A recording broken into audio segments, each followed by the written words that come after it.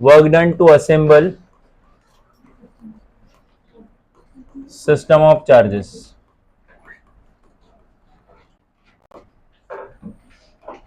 ठीक है, तो पहला सिचुएशन था, जस्ट याद करो, ठीक है।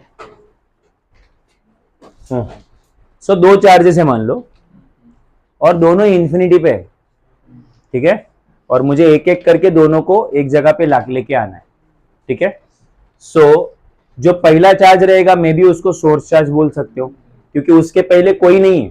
मान लो ये जगह है, इधर फिलहाल कोई चार्ज ही नहीं है ना, इलेक्ट्रिक फील्ड भी नहीं है यहाँ पे। तो जो पहला चार्ज लाना पड़ेगा, जो पहला चार्ज लेके आएंगे, उसके लिए वर्क डन करने की जरूरत, ठीक है। तो मान लो पहला चार्ज हमने लेके आए हम लोग, इसको बोल दिया प्लस क्यू, राइट। अच्छा, अब यहां से कुछ डिस्टेंस पे हमें लाना है दूसरा चार्ज, राइट। दूसरे चार्ज को मैंने मान लो क्यू नॉट बोल दिया। तो इसके लिए इस चार्ज को लाने के लिए भी तो वर्क डन करना पड़ेगा। हाँ, तो ये वर्क डन आप लोग दो तरीके से निकाल सकते हो। पहला, वो work done is equal to force into displacement का फॉर्मूला लगाओ, इंटीग्रेशन यूज करो, याद है तुमको। तो अगर वैसा करोगे तो वर्क डन या इंक्रीज इन एनर्जी आ जाएगी 1/4 पाई एप्सिलॉन नॉट, पहला चार्ज दूसरा चार्ज। R1 क्या है, तो R1 आपको, R1 और R2 ये दो दो पोजीशन है बेसिकली। R2 वो पोजीशन है, फाइनल पोजीशन जहां पे आप चार्ज को लेके गए, और R1 वो पोजीशन है जहां से स्टार्ट किया था। तो अगर मान लो आपने दोनों चार्जेस को कहां से लेके आए, इन्फिनिटी से, राइट। तो इनिशियल पोजीशन इन्फिनिटी है, तो R1 इन्फिनिटी हो जाएगा, और इन दोनों के बीच का जो डिस्टेंस है वो R1 to what ever, right. तो ये होगा पहला, जो हमने काफी पहले सीखा था ये, कि अगर आपको ये डेरिवेशन याद होगा तो इनफैक्ट इलेक्ट्रोस्टैटिक पोटेंशियल एनर्जी का पहला डेरिवेशन यही था, ठीक है। एक सोर्स चार्ज होता था और दूसरी चार्ज को हम लोग इन्फिनिटी से लेके आए थे, ओके, और ये डिस्टेंस शायद R1 था, राइट। R1 नहीं था, R2 था फाइनल पोजीशन, और इनिशियल पोजीशन इनफाइनाइट जो भी है। सो ये फॉर्मूला आया था, ठीक। अच्छा, इसी वर्क डन को निकालने का एक और तरीका है, one more way, you can find out the same work done in one more way. मुझे बताओ, लास्ट लेक्चर में आपने पढ़ा था work done at a point, work done to bring charge,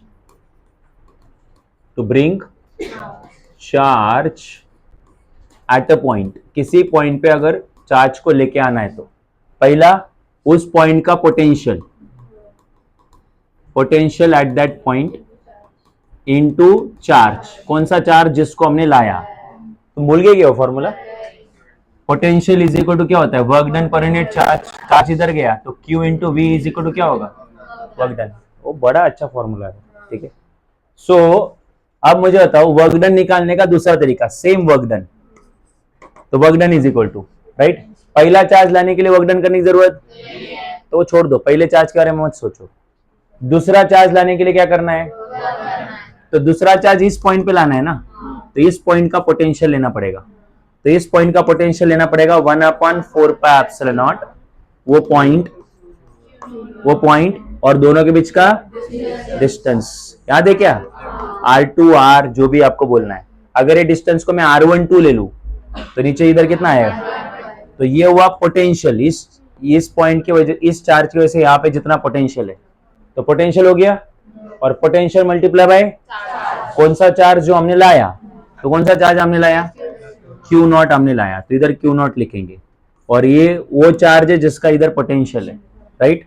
so potential into charge, इस तरीके से भी क्या निकाल सकते हैं, वर्क डन। तो वर्क डन निकालने के लिए आपके पास ये एक डेरिवेशन है, वर्क डन या electrostatic potential energy. Work done निकालने के लिए आपके पास ये भी एक तरीका है, राइट। तो ये एक सिस्टम, मतलब ये हमने पढ़ा था। उसके अलावा आपने और क्या पढ़ा था, वर्क डन, अच्छा, work done to assemble system of charges. यहाँ पे एक्सटर्नल फील्ड नहीं थी, स्टार्टिंग से कोई फील्ड नहीं थी। अब अगर सेकेंड सिचुएशन में मैं कोई एक्सटर्नल फील्ड रखूं, मतलब क्या, तो मुझे यहाँ पे दो चार्जेस जमा करने, बट यहाँ पे पहले से कौन सी फील्ड है, एक्सटर्नल फील्ड है, right. So external field is not equal to 0। तो अभी यहाँ पे कितने चार्जेस लाने आपको, तो फिर पहला चार्ज लाने के लिए भी क्या करना पड़ेगा, और दूसरा चार्ज लाने के लिए भी, चल ठीक है, तो पहला चार्ज अभी लेके आते, सबसे पहले पहला चार्ज लेके आते। तो आपको वर्क डन कितना करना पड़ेगा पहला चार्ज लाने के लिए? तो वर्क डन का फॉर्मूला क्या है? Potential at that point into, तो सबसे पहले आपको इस पॉइंट का पोटेंशियल पता करना पड़ेगा। तो आपको याद होगा इस पॉइंट का नाम है सपोज ए, तो इधर का पोटेंशियल अगर आपको नहीं पता तो आप लोग लोगे V A, that is potential eight point A, into वो चार्ज जो उस पॉइंट पे लाया है। कौन सा चार्ज लाया है? Q1। तो ये हो गया वर्क डन। कौन सा चार्ज लाने के लिए वर्क डन है? Q1 चार्ज, पहला चार्ज। अब मुझे लेके आना है दूसरा चार्ज पॉइंट बी पे। तो जब दूसरा चार्ज लेके आऊंगा तो उसके लिए किस किस के अगेंस्ट वर्क डन करना पड़ेगा?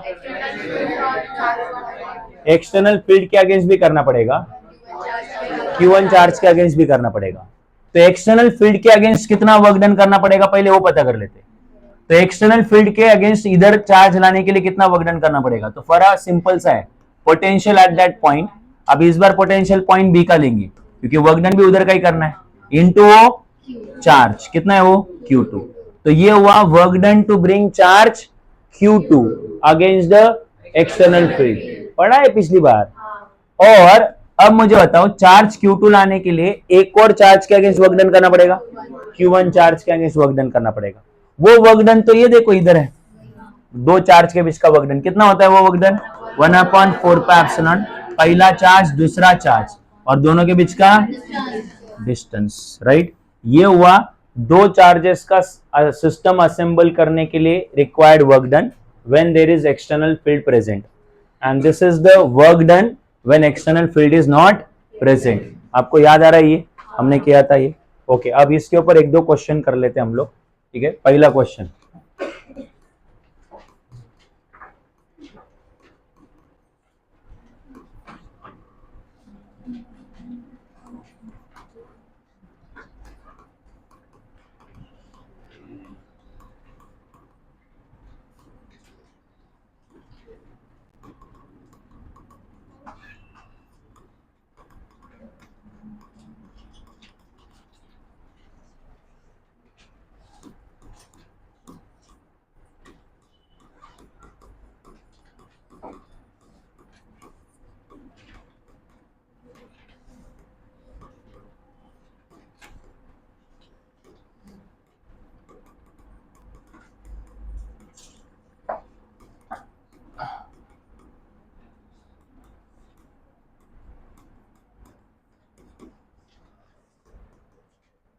ओके सो क्या क्वेश्चन है देखो, कितने चार्जेस है हमारे पास? दो चार्जेस, राइट। दोनों इनिशियली कहां पे हैं? इन्फिनिटी पे, ओके। और उनको अभी हम लोग दोनों चार्जेस को लेके आए और दोनों को एक दूसरे के नजदीक रखा हुआ है। कितने डिस्टेंस पे रखा हुआ है? 30 सेंटीमीटर। तो ये जो हमने किया है, तो पहले दोनों चार्जेस इन्फिनिटी पे थे, मतलब यहाँ पे कोई भी दो चार्जेस थे ही नहीं क्योंकि इनिशियली दोनों इन्फिनिटी पे थे। अब हमने दोनों चार्जेस को जमा कर लिया, असेंबल किया, मतलब उनको इन्फिनिटी से यहां लेके आए और अब दोनों के बीच का डिस्टेंस कितना कर दिया बोलो? 30 सेंटीमीटर। इसका मतलब हमने कितने चार्जेस को असेंबल किया? दो चार्जेस को। अब ये करने के लिए आपको वर्क डन तो लगा होगा, और वर्क डन करने से क्या चेंज होता है बोलो? तो वही तो पूछा है, what is the work done और what is the change in potential energy. तो आपको एक बात बताओ, पूरे क्वेश्चन में ऐसा कुछ लिखा हुआ है क्या, मतलब ऐसा कुछ भी सजेशन दिया है क्या कि उधर से जहां पे आपने चार्जेस को असेंबल किया वहां पे पहले से इलेक्ट्रिक फील्ड प्रेजेंट है, ऐसा कुछ लिखा है? नहीं। सो देयरफॉर ये आपने सिस्टम, दो चार्ज का सिस्टम असेंबल किया है बट वहां पे एक्सटर्नल फील्ड प्रेजेंट, तो फिर what is work done in that case? हाँ, Q1 into Q2 upon R12, है ना। तो खत्म कर दो ना भाई। Q1 कितना है? पहला charge 2 micro coulomb, so 2 into micro is 10 power -6, Q2 is -5 micro coulomb, तो -5 इंटू 10 पावर -6, राइट। अब ये दोनों चार्जेस को उठा के पुटअप कर दो यहाँ पे। सो 1/4 pi epsilon not 0 is 9 into 10⁹. Q1 is how much? 2 into 10 to the power -6. Q2 is how much? -5 into 10 to the power -6.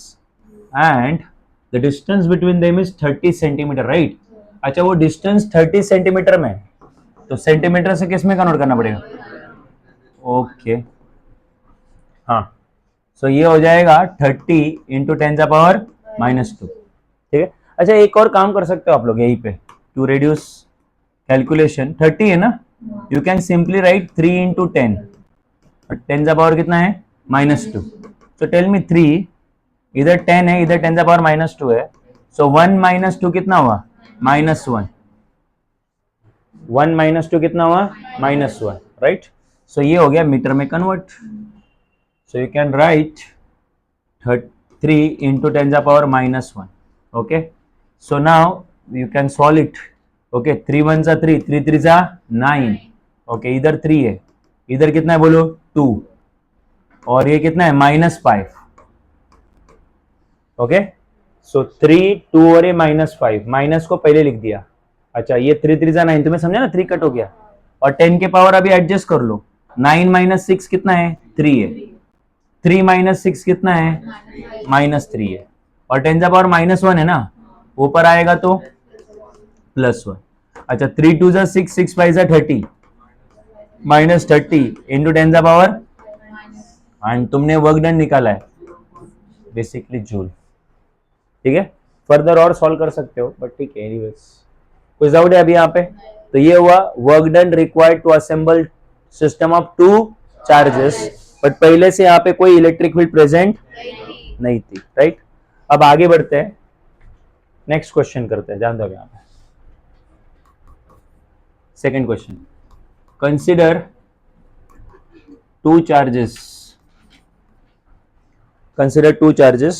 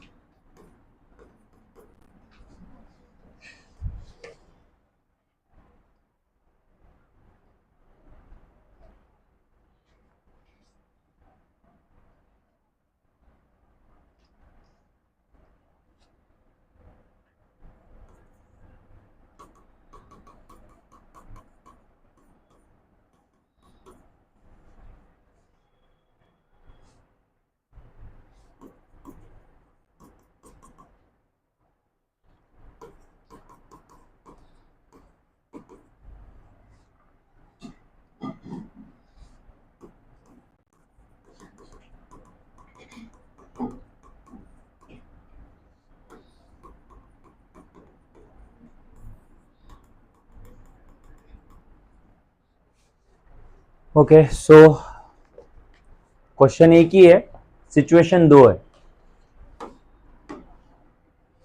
ठीक है। करते rate, consider 2 charges -2 microcoulomb and 4 microcoulomb, okay, placed at, पहला charge कहां पे place किया है? तो आपको कोऑर्डिनेट दिए हुए, और दूसरा चार्ज कहां पे प्लेस किया है? तो उसके भी क्या दिए? कोऑर्डिनेट्स। कोऑर्डिनेट्स हमारे एक्स वाई जेड के फॉर्म में है, तो आपका वाई और जेड 0 है, वाई कोऑर्डिनेट और जेड कोऑर्डिनेट क्या है? मतलब वो चार्ज एक्स एक्सिस पे, और कोऑर्डिनेट एक्स कोऑर्डिनेट निगेटिव है, मतलब निगेटिव एक्स एक्सिस पे, और यहाँ पे अगेन वाई और जेड 0 है, यू कैन सी, मतलब वंस अगेन दूसरा चार्ज भी एक्स एक्सिस पे रखा गया है, बट प्लस मतलब पॉजिटिव एक्स एक्सिस पे रखा गया है। और आपको इस प्रोसेस से क्या निकालने बोला है? या फिर इलेक्ट्रोस्टैटिक पोटेंशियल और यहाँ पे कुछ भी ऐसा सजेशन नहीं है कि वहां पे पहले से एक्सटर्नल फील्ड प्रेजेंट है, ऐसा कुछ भी सजेस्टेड नहीं है। सो देयरफॉर वंस अगेन हमें कितने चार्जेस को असेंबल करना है, 2, right, but external field present नहीं है। ठीक, तो लेट्स से ये आपका नेगेटिव एक्स एक्सिस है, ये आपका पॉजिटिव एक्स एक्सिस है, यहाँ पे आपका +8 है, तो यहाँ पे y कोऑर्डिनेट और z कोऑर्डिनेट क्या है, 0, और यहाँ पे आपका ये जो पॉइंट है इसके कोऑर्डिनेट है -8, 0, 0। ठीक है, इस पॉइंट को मैंने बोल दिया P, इस पॉइंट को बोल दिया Q। पहला चार्ज आपने यहाँ रखा है, this is your first charge, this is your second charge. तुम्हें समझ में आ रहा है कि मैं क्या बोल रहा हूँ? ओके, तो इस तरीके से 2 चार्जेस यहाँ पे रखे हुए। एक और चीज, अगर आपको थोड़ा कोऑर्डिनेट ज्योमेट्री का थोड़ा सा भी नॉलेज है, तो अगर ये कोऑर्डिनेट 8 है ना, तो यहां से यहां तक का डिस्टेंस कितना हुआ, 8 सेंटीमीटर, वो सेंटीमीटर में दिया हुआ है। और अगर ये -8 है, तो यहां से यहां तक का डिस्टेंस कितना हुआ, 8 सेंटीमीटर। माइनस नहीं, कोऑर्डिनेट नेगेटिव होता है बट डिस्टेंस क्या होता है, पॉजिटिव। गधे ऐसा बात नहीं करने का। सो इस तरीके से दोनों चार्जेस का बीच का डिस्टेंस टोटल कितना हो जाएगा, 16 सेंटीमीटर, अगर जरूरत पड़ी तो। अच्छा, अब मुझे क्या निकालना है, इस सिचुएशन का वर्क डन। तो हमें पता है 2 चार्जेस का वर्क डन कितना होता है, 2 चार्जेस असेंबल करने का वर्क डन कितना होता है, तो वो वर्क डन होता है 1/4πε0 Q1 × Q2/R12। तो ये रहेगा 9 × 10⁹। पहला चार्ज कितना है, -2, माइक्रो इज -6, Q2 दूसरा चार्ज 4 × 10⁻⁻6, और दोनों के बीच का distance, what is distance between 2 charges, 16 centimetre. 16 centimetre है यहाँ, R12 इज 16 सेंटीमीटर, तो वो रहेगा 16 × 10⁻⁻2 मीटर, 16 × 10⁻⁻2, राइट। सो ये होगा 4 1 जा 4, 4 4 जा 16, 2 1 जा 1, 2 2 जा 4, तो नंबर बस इधर बचा 9 और नीचे 2, और ये माइनस भी तो बचा। अच्छा, उसके बाद 10 के पावर्स को एडजस्ट कर लो अभी, तो ये 9 - 6 कितना हुआ, 3, 3 - 6 कितना हुआ, -3, तो ऊपर 10⁻⁻3 है, ये 10⁻⁻2 ऊपर आया तो +2 हो जाएगा। अच्छा, ये -9/2 हो जाएगा 4.5, और ये -3 + 2 कितना होगा, -1, अरे है नहीं।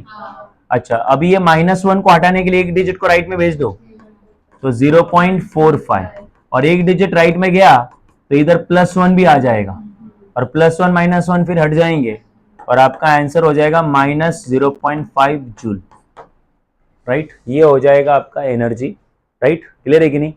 एनर्जी या वर्क डन पॉजिटिव भी हो सकता है और नेगेटिव भी हो सकता है। नेगेटिव का मतलब डिक्रीज हो रहा है, पॉजिटिव का मतलब इंक्रीज हो रहा है, ठीक। एनीवेज, यहां तक क्लियर है? तो ये वो फर्स्ट सिचुएशन सॉल्व हो गया आपका। अब आपका सेकेंड सिचुएशन, तो नाउ सेकेंड सिचुएशन क्या है? सेकेंड सिचुएशन ये है कि consider if the same system is placed in external field. अब आपको अगेन 2 चार्जेस को असेंबल करना है, बट इस बार क्या प्रेजेंट रहेगी, एक्सटर्नल फील्ड प्रेजेंट रहेगी। तो याद रखना, अगर एक्सटर्नल फील्ड प्रेजेंट है तो पहला चार्ज लाने के लिए भी वर्क डन करना पड़ेगा, और दूसरा चार्ज लाने के लिए एक्सटर्नल फील्ड के अगेंस्ट भी वर्क डन करना पड़ेगा, और चार्ज के अगेंस्ट भी वर्क डन करना पड़ेगा। टोटल 3 वर्क डन हो जाएंगे, ठीक। तो चलो आगे बढ़ते हैं। हाँ, अभी ये सेकेंड वाला क्वेश्चन, तो बोलो क्या करेंगे अभी यहाँ पे। सो वंस अगेन सेम, ये ओरिजिन है बट यहाँ पे एक्सटर्नल फील्ड प्रेजेंट है। एक्सटर्नल फील्ड उन्होंने दी हुई है A/R², A/, और A की वैल्यू भी दी हुई उन्होंने, ये देखो ये A की वैल्यू है, ठीक है, और A उन्होंने एक नंबर दिया हुआ है, ये क्या दिया हुआ है, एक नंबर दिया हुआ है, तो मतलब वैल्यू दी हुई ना वो, तो न वैल्यू दी हुई, तो ये आपके लिए एक फिक्स नंबर है। आपको सोचना नहीं कि A कोई फिजिकल क्वांटिटी है क्या है, क्योंकि A का वैल्यू है आपके पास, just don't think about A now. अच्छा, आगे बात करते हैं।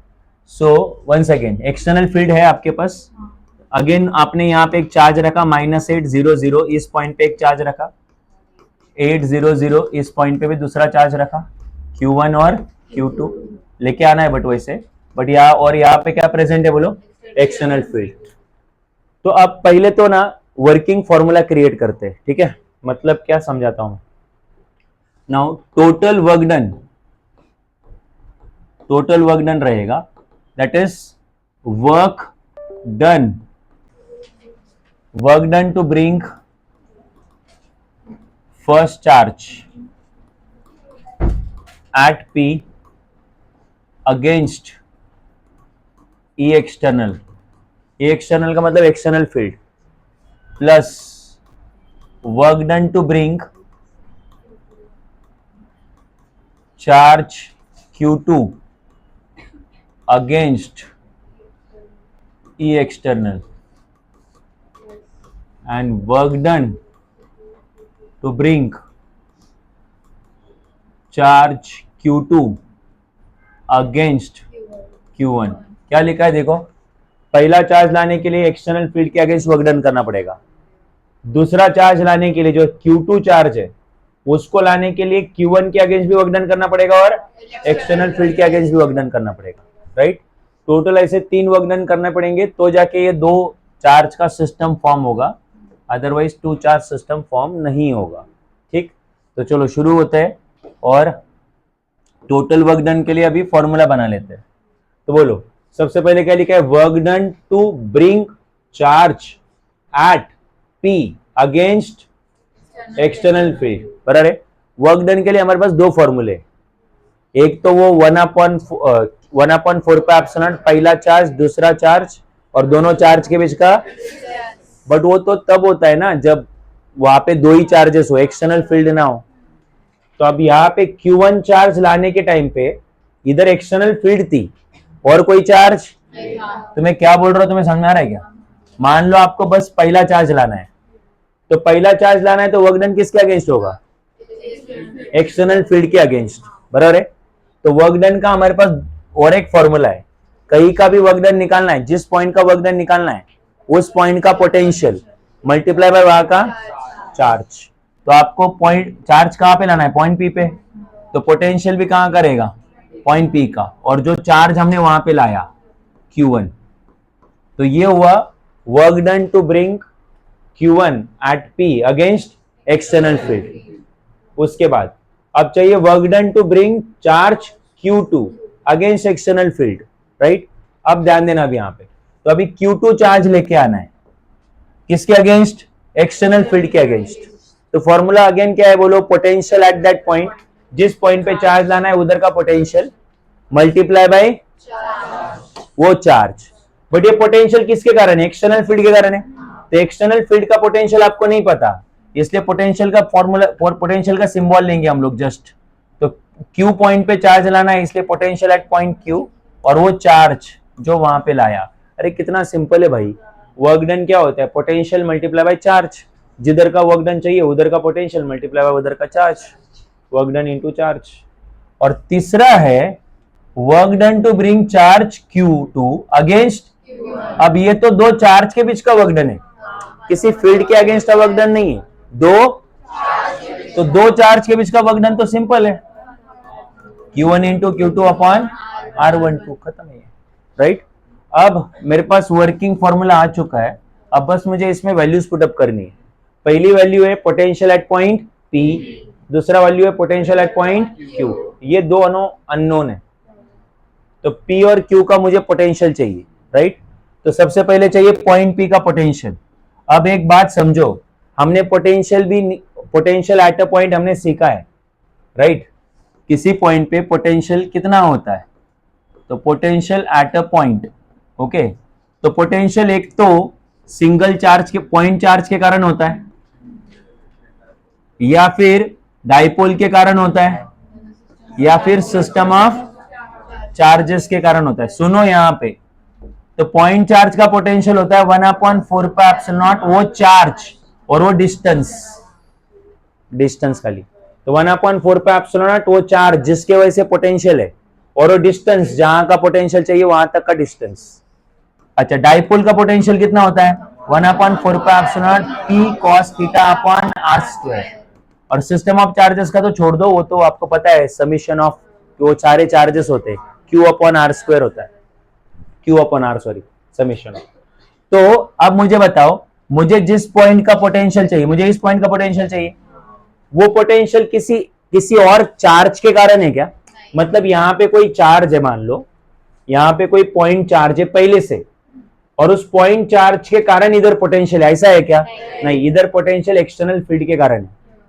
तो फिर आप लोग पोटेंशियल का formula due to a point charge वो यूज नहीं कर सकते। दूसरी चीज, यहाँ पे जो पोटेंशियल है, यहाँ पे कोई डाइपोल है इसलिए इधर पोटेंशियल है क्या? नहीं, इनफैक्ट इसको छोड़ के यहाँ पे कोई और चार्ज है ही नहीं। तुम बोलोगे सर ये है ना, अरे ये तो बाद में आया ना। तो यहाँ का जो पोटेंशियल है किसकी वजह से? तो फिर अगर आपका पोटेंशियल एक्सटर्नल फील्ड से है, एक्सटर्नल फील्ड के कारण है, तो इसमें से कोई भी एक फॉर्मूला यूज नहीं होगा, कोई भी फॉर्मूला यूजफुल नहीं आपके लिए, राइट? तो तुम बोलोगे फिर क्या यूज करेंगे? तो फिर आपको वापस से बताओ, वो पोटेंशियल किसके कारण है? आपने बोला इधर एक्सटर्नल फील्ड के कारण है। तो आपको ऐसा फॉर्मूला यूज करना पड़ेगा जिसमें एक्सटर्नल फील्ड और पोटेंशियल दोनों, एक्सटर्नल फील्ड और दोनों पोटेंशियल दोनों, ऐसा फॉर्मूला आपके पास है? क्या फॉर्मूला है बोलो? याद नहीं है? Electric field is equal to minus d V by d x, minus d V by, अब मैं इधर जो डिस्टेंस है वो आर में ले रहा हूं ना, तो आप डीवी बाई डी आर कर देना, माइनस डीवी बाई, ये हुआ इलेक्ट्रिक फील्ड और पोटेंशियल के बीच का रिलेशन। तो अब मुझे पोटेंशियल चाहिए, तो डी आर इधर डिवाइड कर गया तो multiply E into d are, वो माइनस साइन लेफ्ट में दे दो, तो ये हो जाएगा डीवी। तो डीवी इज इक्वल टू आया minus E into d are, right? But एक बात बताओ, ये डेरिवेटिव ऑफ पोटेंशियल है कि खाली पोटेंशियल है? या फिर चेंज इन पोटेंशियल है कि ओनली पोटेंशियल है? मुझे चेंज इन पोटेंशियल थोड़ी चाहिए, मुझे तो यहाँ का पोटेंशियल चाहिए, proper potential at this point चाहिए, मुझे चेंज इन पोटेंशियल नहीं चाहिए। तो ये डी चाहिए कि साथ में? तो डी को हटाना पड़ेगा, तो डेरिवेटिव को कौन हटाता है? करेक्ट, तो इंटीग्रेशन लेना पड़ेगा। क्या लेना पड़ेगा? इंटीग्रेशन। सो इंटीग्रेशन इस डेरिवेटिव को हटा देगा, तो फिर यहाँ पे ये पोटेंशियल आ जाएगा, माइनस साइन बाहर आ जाएगा, इलेक्ट्रिक फील्ड की वैल्यू है आपके पास ए अपॉन आर स्क्वायर, और बाजू में कौन है? तुम्हें पता है ए एक नंबर है जो दिया हुआ है, तो वो भी कहाँ आएगा? अंदर आएगा 1 upon r square into d r. Integration solve करने के लिए ये आर स्क्वायर कहाँ आ जाएगा? तो माइनस आर स्क्वायर हो जाएगा कि नहीं होगा? So potential is equal to minus, अभी एक्स रेशो द एन का रूल लगेगा इंटीग्रेशन का, एक्स रेशो द एन का रूल है x ratio the n plus 1 upon n plus 1। A बाहर कब लिखना रह गया? अब बताओ, क्या इधर माइनस 2 प्लस 1 है? माइनस 2 प्लस 1 होता है कितना है? माइनस 1। आर का पावर भी कितना आएगा? माइनस 1। तो ये माइनस और माइनस कैंसिल होगा, वन किसी को डिवाइड करता है, कुछ फर्क पड़ता है? और आर का पावर माइनस 1 है, तो नीचे लेके आओ, प्लस 1 हो जाएगा। इनफैक्ट ऐसा प्लस नहीं लिखा तो चलेगा, बस आर लिख दो, और ऊपर कुछ नहीं बचा तो 1, क्योंकि ऊपर के आर को तो आप नीचे लेके आए ना। तो फिर पोटेंशियल कितना आ गया? A upon r. ये हुआ potential at a point due to electric field. This is potential at a point due to electric field. अब ये मत बोलना कि हर क्वेश्चन में इसको यूज कर सकते हैं, क्या इसी क्वेश्चन में यूज कर सकते हैं बस, क्योंकि इसी क्वेश्चन में इलेक्ट्रिक फील्ड ऐसा दिया था। नहीं समझा मैं क्या बोल रहा हूं? तो ये एक स्पेसिफिक सिचुएशन है। अच्छा, अब क्या करेंगे? ये देखो, पोटेंशियल के लिए फॉर्मूला आ गया। अब पहले पोटेंशियल निकालेंगे पॉइंट पी का, फिर पोटेंशियल निकालेंगे पॉइंट क्यू का, तो खत्म कर दो यहाँ पे। तो now potential at point P, ठीक है? तो बोलो पोटेंशियल का फॉर्मूला क्या होता है? ए अपॉन आर ना। तो ए कितना है? तो अगर आपने देखा होगा तो ये क्वेश्चन में दिया है 8 इंटू 10⁵, माइनस नहीं प्लस 5 अपॉन आर। आर मतलब डिस्टेंस। अब ये भी जरूरी है कि ये डिस्टेंस कहां से किसका, तो आपको पता है ये डिस्टेंस ओरिजिन से लिया जाता है, फिक्स पॉइंट से लिया जाता है। अब तुम बोलोगे नहीं सर हमें नहीं पता ये डिस्टेंस ओरिजिन से लिया जाता है। तो अगर आप लोग जब सीख रहे थे potential at a point due to external field, तो तुम्हें अगर याद हो तो मैं हर बार ऐसे करता था कि ये पॉइंट ए है, फिर उसका ये आपका क्या है? पोजीशन वेक्टर, और मैं r1 बार लेता था। तो ये r1 जो डिस्टेंस है वो पॉइंट ए का, जहां पे तुम चार्ज लेके आ रहे हो, उसका उस चार्ज का डिस्टेंस है या उस पॉइंट का डिस्टेंस है, कहां से, ओरिजिन से। तो ये R1 डिस्टेंस जो है या R डिस्टेंस जो है वो ओरिजिन से ले पॉइंट तक का डिस्टेंस है। तो फिर यहाँ पे भी वो डिस्टेंस ओरिजिन से कहां तक लेंगे, पॉइंट तक, पोटेंशियल के लिए। तुमको अगर याद नहीं आ रहा है तो अगर तुमको याद होगा, मान लो इधर एक्सटर्नल फील्ड है, मैं और याद दिलाता हूं तुमको पिछले लेक्चर का।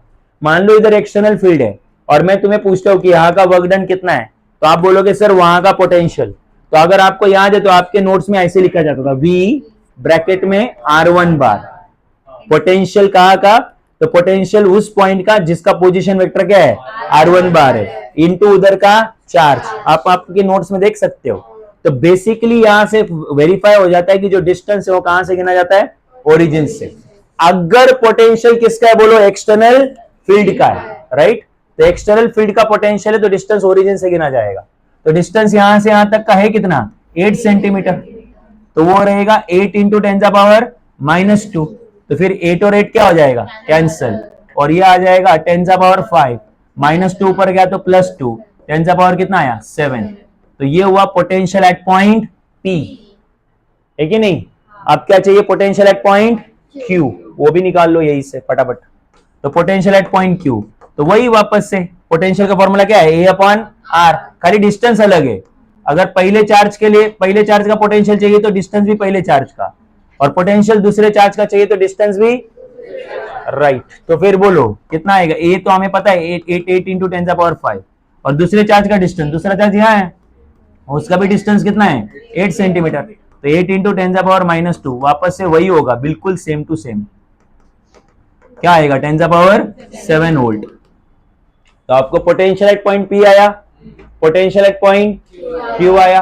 तो अब बस यहाँ पे वैल्यू पुटअप कर दो इस पूरे स्टार फॉर्मूला में। तो क्या आएगा बोलो, वर्क डन अभी यहाँ पे। सो देयरफॉर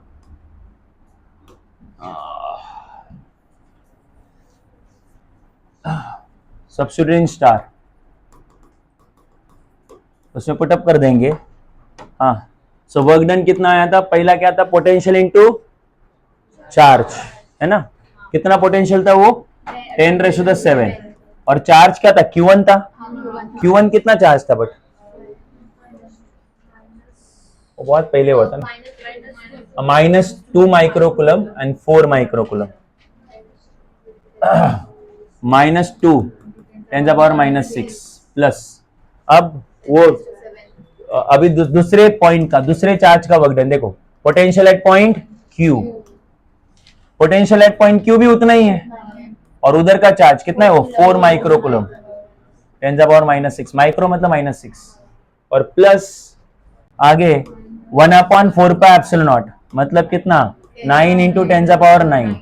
फिर उसके बाद Q1 Q2 दोनों के बीच का डिस्टेंस, तो Q1 मतलब पहला चार्ज वो शायद -2 इंटू 10⁻6 है, दूसरा चार्ज 4 इंटू 10⁻6, और दोनों के बीच का डिस्टेंस 16 सेंटीमीटर है। दोनों चार्ज के बीच का डिस्टेंस कितना है, 16 सेंटीमीटर, R12। तो 16 सेंटीमीटर इज 16 इंटू 10⁻2।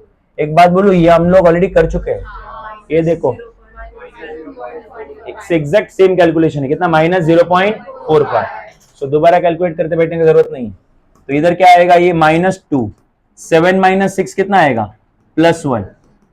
अच्छा इधर 4, 7 - 6 अगेन कितना आएगा, +1, और ये कितना है 0.45, माइनस था क्या ना, -0.45।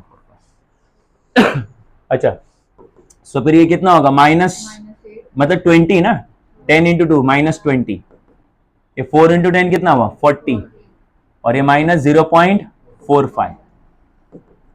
ओके, माइनस प्लस सब्ट्रैक्ट होगा, तो 40 में से 20 गया कितना आएगा, 20, 4.5 नहीं 0.45, तो 20 में से 0.45 है 19.55, और ये वर्क डन है इसलिए जूल। ठीक, तो इस तरीके से आपने वर्क डन निकाल लिया दो चार्जेस को असेंबल करने के लिए। बट वो वर्क डन कब, जब दोनों चार्जेस कहां लेके आए हम लोग, एक्सटर्नल फील्ड में। तो पहले वाले केस में एक्सटर्नल फील्ड प्रेजेंट नहीं था, दो क्वेश्चन थे, है ना, दो चार्ज, एक चार्ज यहां लाया, एक चार्ज यहां लाया, बट एक्सटर्नल फील्ड प्रेजेंट नहीं था। और दूसरे केस में अगेन यहीं पे दो चार्जेस लाए, बट क्या प्रेजेंट थी, एक्सटर्नल फील्ड। तो दोनों सिचुएशन अप्लाई हो गए।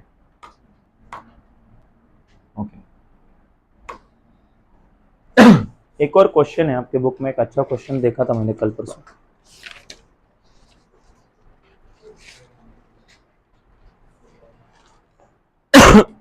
ओके, सो बेसिकली आपको एक स्क्वायर दिया था, अगला क्वेश्चन मान लो एक स्क्वायर है और स्क्वायर के चारों वर्टेक्स पे आपको 4 चार्जेस असेंबल करने हैं।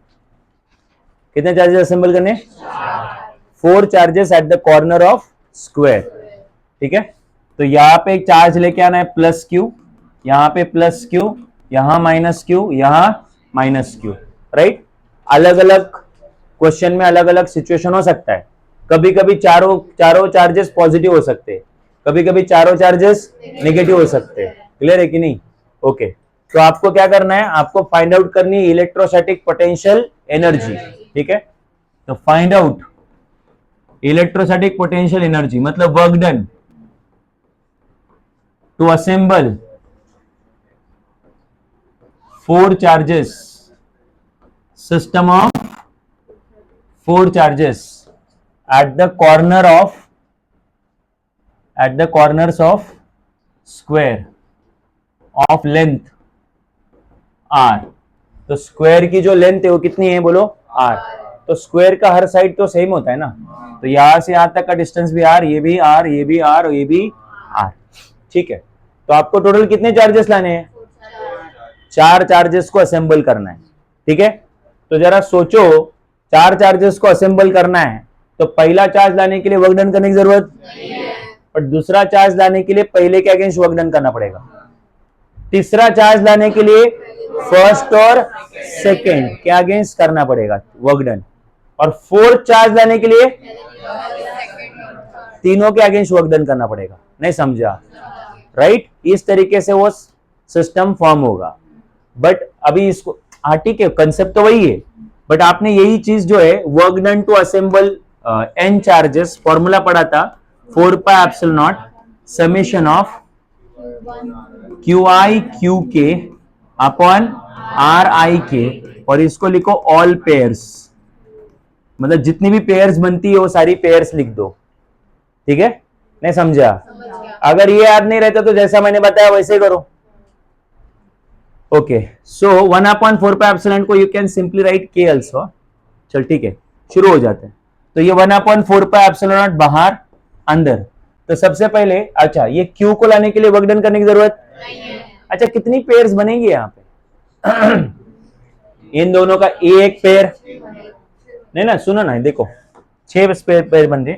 देखो 1 2 है ना, फिर 3 4 5 6।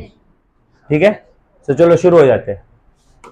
चाहिए तो ऐसा कर दो, इसको फिलहाल के लिए Q1 बोल दिया, इसको Q2, इसको Q3, इसको Q4।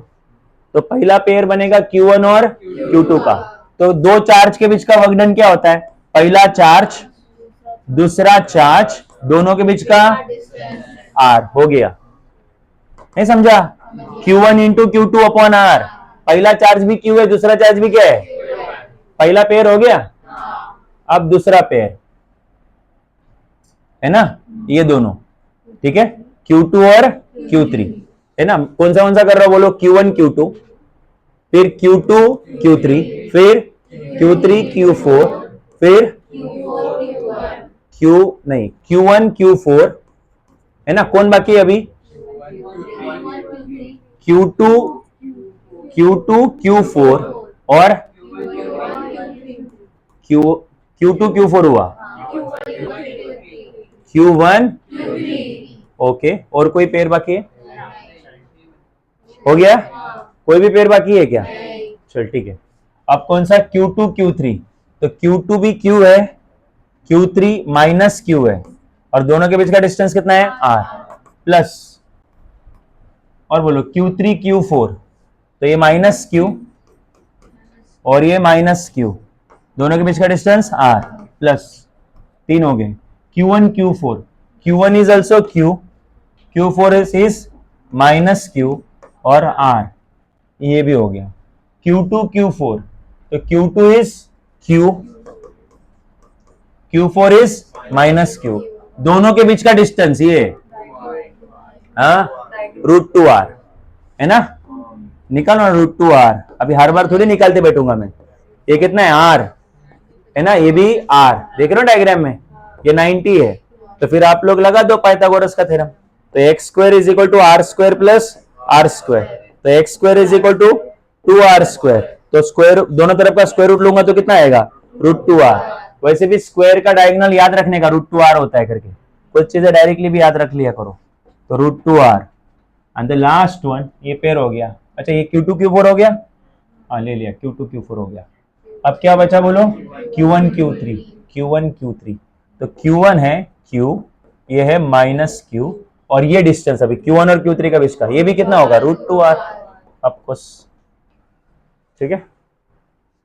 सो अब थोड़ा दिमाग लगाओ यहाँ पे, work done is equal to 4πε0 Q into Q, Q square upon R, plus minus minus Q square upon R, plus minus minus plus Q square upon R, plus और ये minus minus Q square upon R,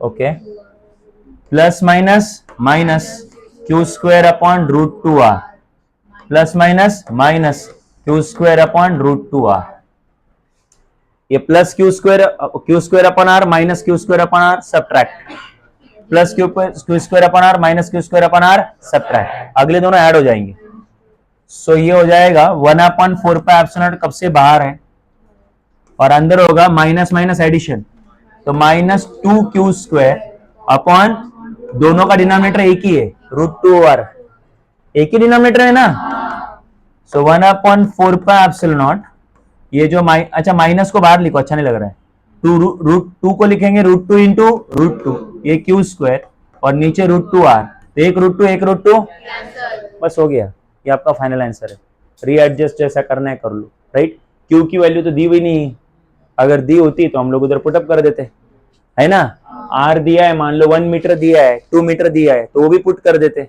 दिया है क्या, नहीं दिया है, तो फिर इसके आगे बढ़ने का जरूरत नहीं है, राइट, तो इस तरीके से आपने 4 चार्जेस को कॉर्नर पे असेंबल करने के लिए कितना वर्क डन लगेगा वो आपने फाइंड आउट कर लिया, कुछ डाउट है, ठीक है आगे बढ़ते हैं।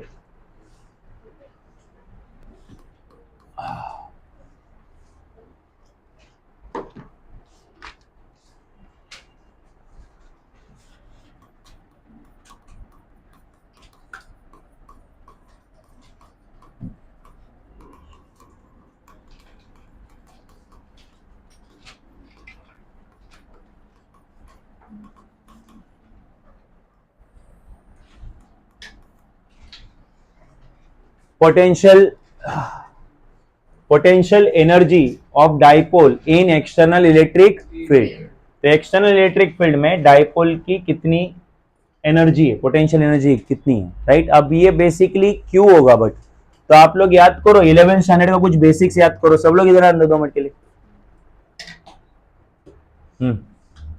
कुछ पार्ट है जो 11th स्टैंडर्ड का यूज होता है, आज तो मैंने वो बेसिक लेक्चर में कवर किया है, फिर भी याद दिलाता हूं मैं तुमको, कॉन्सेंट्रेट करना, एक मिनट इधर ही करवा देता हूं, सपोज ये एक्सटर्नल फील्ड है, लेट्स से ऐसे लाइंस अगर एक दूसरे से पैरेलल दिखाई तो इलेक्ट्रिक फील्ड यूनिफॉर्म हो गया, सो ये यूनिफॉर्म इलेक्ट्रिक फील्ड है, ओके, अब इस इलेक्ट्रिक फील्ड में आप लोग एक डाइपोल रख रहे हो, व्हाट इज डाइपोल, 2 चार्जेस, दोनों का वैल्यू इक्वल होना चाहिए, है ना, बट एक पॉजिटिव और एक एंड सेपरेटेड बाय सम, बस वही है, चलो ध्यान दो अब यहाँ पे, तो सपोज मैंने एक पॉइंट लिया A, यहाँ पे दूसरा पॉइंट लिया B, और पॉइंट A पे मैंने चार्ज रख दिया let's say -Q, point B पे चार्ज रख दिया +Q, राइट, तो अगर देखोगे तो आप चार्ज Q भी है, ठीक है, ओके, हाँ एक निगेटिव एक पॉजिटिव है, और दोनों के बीच में क्या है, डिस्टेंस है, तो यहाँ पे फॉर्म हो गया आपका, बोलो क्या, डाइपोल फॉर्म हो गया, यहाँ ये हो गया डाइपोल, और ये दो चार्जेस, डाइपोल मतलब डाई मीन्स 2 है ना, इलेक्ट्रिक चार्जेस और पोल मतलब डिस्टेंस, सो दो चार्जेस के बीच में डिस्टेंस, राइट। अब आगे, अब मुझे बताओ, मान लो ये आपके डाइपोल का सेंटर है, अप्रोक्सीमेट सेंटर, राइट, ये पॉइंट हो। आपको ये भी पता है कि सेंटर से लेके एक पॉइंट तक या एक चार्ज तक का डिस्टेंस L, और ये भी डिस्टेंस L। आपको ये भी पता होगा कि आपके नेगेटिव चार्ज से लेके पॉजिटिव चार्ज तक एक क्वांटिटी होती है, उसका नाम है electric dipole moment. Negative charge to कहां से कहां तक, पॉजिटिव चार्ज तक, ये ऐसा है ना। तो उसको हम लोग बोलते हैं P बार, है ना, P बार, इलेक्ट्रिक डाइपोल मोमेंट।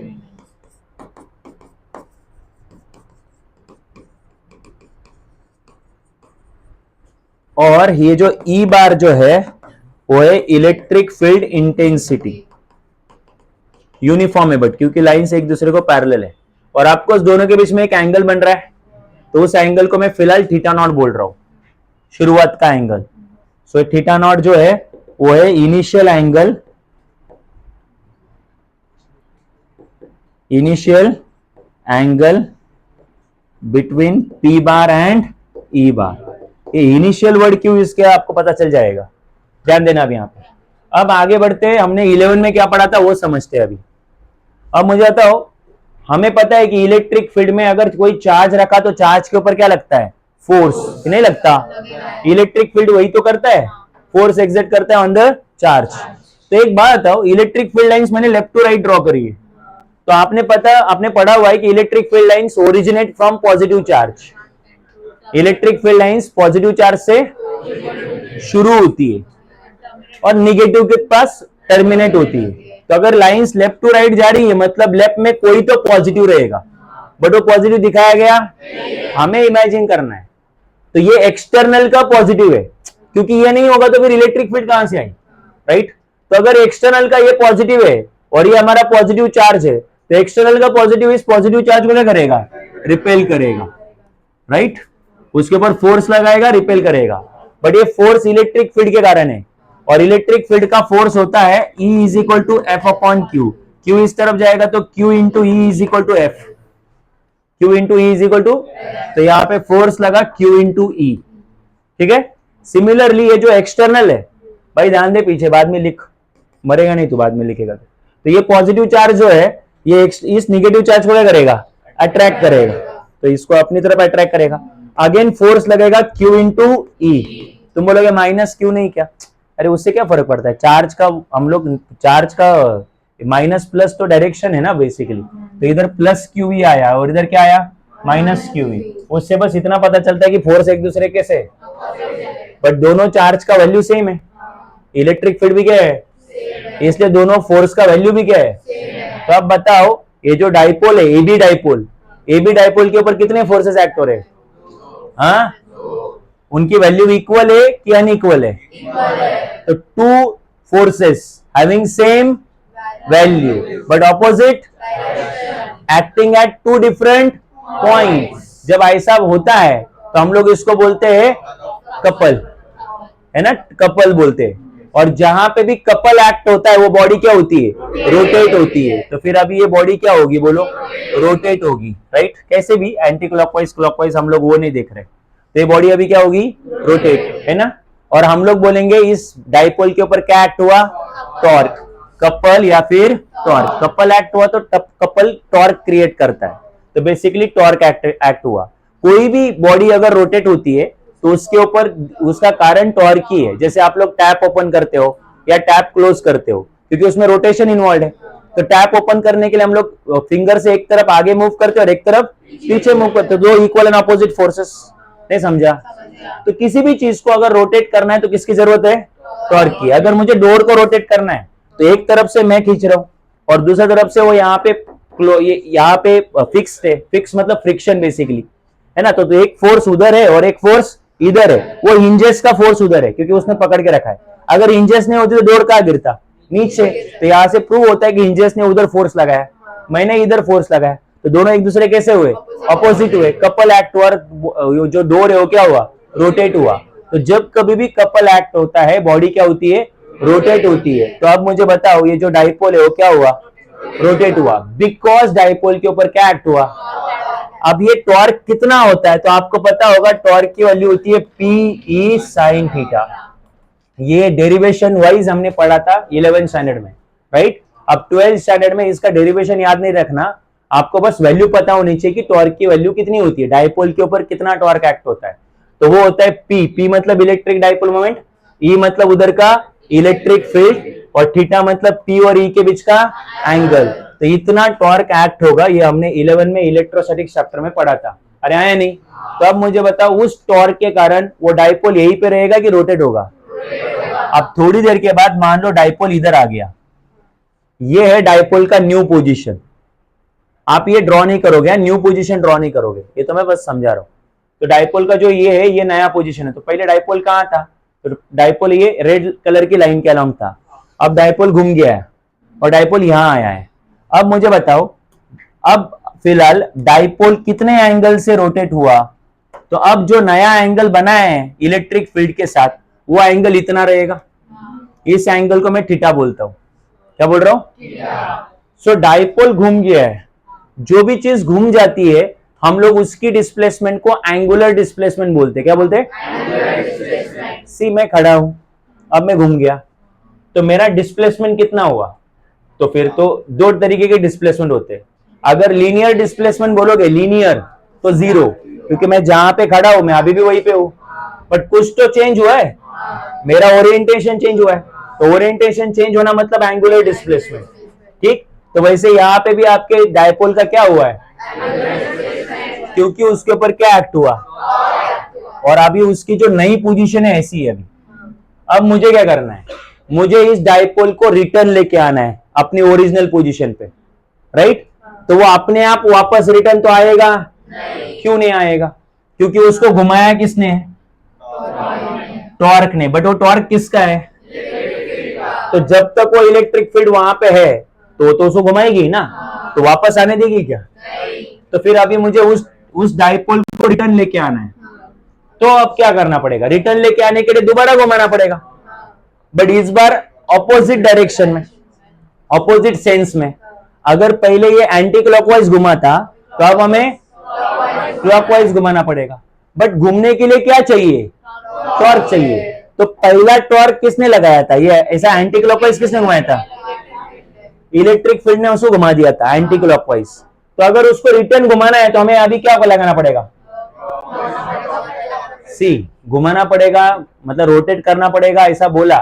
तो वो तभी होता है जब आप लोग क्या लगाते हो। तो अगर उसको ऐसा घूम गया हो और वापस रिटर्न लेके आना है तो दोबारा घुमाना पड़ेगा।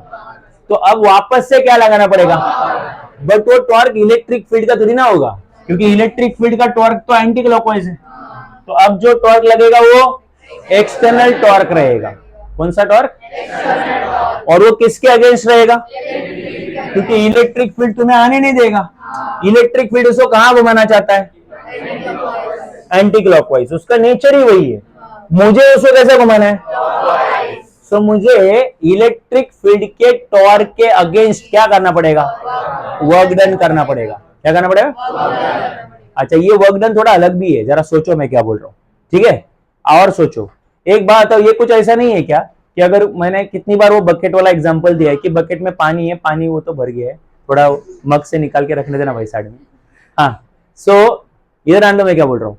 तो बकेट को उठा के आपको कहीं पे रखना है, तो बकेट को कौन रोक रहा है बोलो?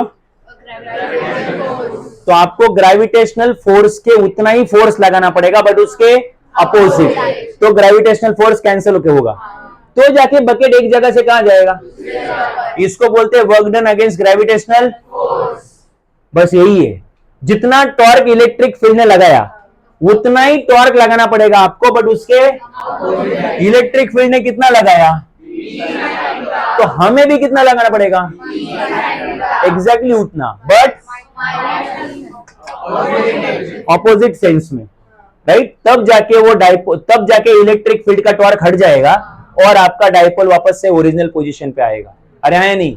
अब आगे सुनना। वर्क डन के लिए फॉर्मूला क्या है आपके पास? सही सही, force into displacement, force into. But ये फॉर्मूला तब यूज होता है जब आप ट्रांसलेशन मोशन परफॉर्म कर रहे हो। क्या? अब मुझे पता है आधे से ज्यादा लोगों को घंटा याद, कोई मतलब समझ नहीं ट्रांसलेशन, 12th में आ गए मर मर के। अगर कोई ऑब्जेक्ट सीधा जाता है तो उसकी मोशन को क्या बोलते हैं? राइट। बट यहाँ पे ट्रांसलेशन मोशन है कि रोटेशनल मोशन है? तो ट्रांसलेशन मोशन के लिए काम करता है फोर्स, मतलब सीधा लेके जाने के लिए कौन रिस्पॉन्सिबल है? तो वैसे रोटेशनल के लिए कौन रिस्पॉन्सिबल है? और फोर्स लगेगा तो सीधा वाला डिस्प्लेसमेंट होता है, लीनियर डिस्प्लेसमेंट। टॉर्क लगता है तो राइट, एंगुलर डिस्प्लेसमेंट। तो ये हुआ आपका वर्क डन का फॉर्मूला अगर आप रोटेशनल वाले कंसेप्ट में हो तो रोटेशनल मोशन में वर्क डन कितना होता है बोलो? और लीनियर ट्रांसलेशन मोशन में? तो ये रोटेशनल मोशन है कि ट्रांसलेशन मोशन है? तो फॉर्मूला फॉर वर्क डन क्या होना चाहिए? तो आपको वर्क डन करना पड़ रहा है कि नहीं करना पड़ रहा है? राइट। और वर्क डन करेंगे तो क्या मिलता है? इलेक्ट्रोस्टैटिक पोटेंशियल एनर्जी, है कि नहीं? अब वो वर्क डन किसके ऊपर हो रहा है? डाइपोल के ऊपर। अरे रिटर्न किसको लेके आ रहे हो? तो फिर वो एनर्जी भी किसके मिलेगी? तो बस वही है, potential energy of in external electric. अब समझा डाइपोल को एनर्जी क्यों मिलेगी? बिकॉज डाइपोल को रिटर्न लाने के लिए क्या करना पड़ेगा? और जिसके ऊपर वर्क डन किया जाता है उसी को क्या मिलती है? एनर्जी मिलती है। क्लियर है? ठीक है, तो अभी ये डेरिवेशन खत्म हो चुका है, आपको बस अभी इसको मैथमेटिकली लिखना है। ठीक है, तो मैं लिख रहा हूं यहां पे।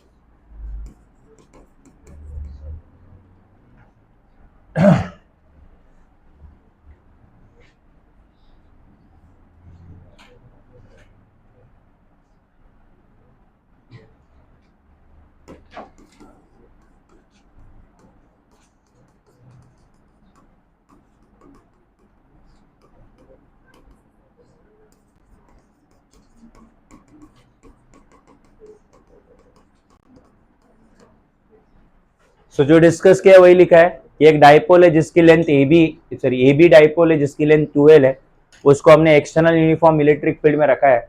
जैसे रखेंगे वैसे उसके ऊपर क्या एक्ट होगा? कपल। ये आप डायरेक्टली लिख सकते हो क्योंकि बेसिक 11th में डिस्कस हो चुका है ना, तो फिर इसलिए ये चीजें आप डायरेक्टली बोल सकते हो। तो कपल एक्ट होगा, कपल के कारण डाइपोल क्या होगा? रोटेट होगा। अच्छा ठीक है, बट वो टॉर्क कितना होता है? वो कपल के कारण टॉर्क कितना होता है वो भी लिख देना। The torque acting on dipole due to field is Pe sin theta. Now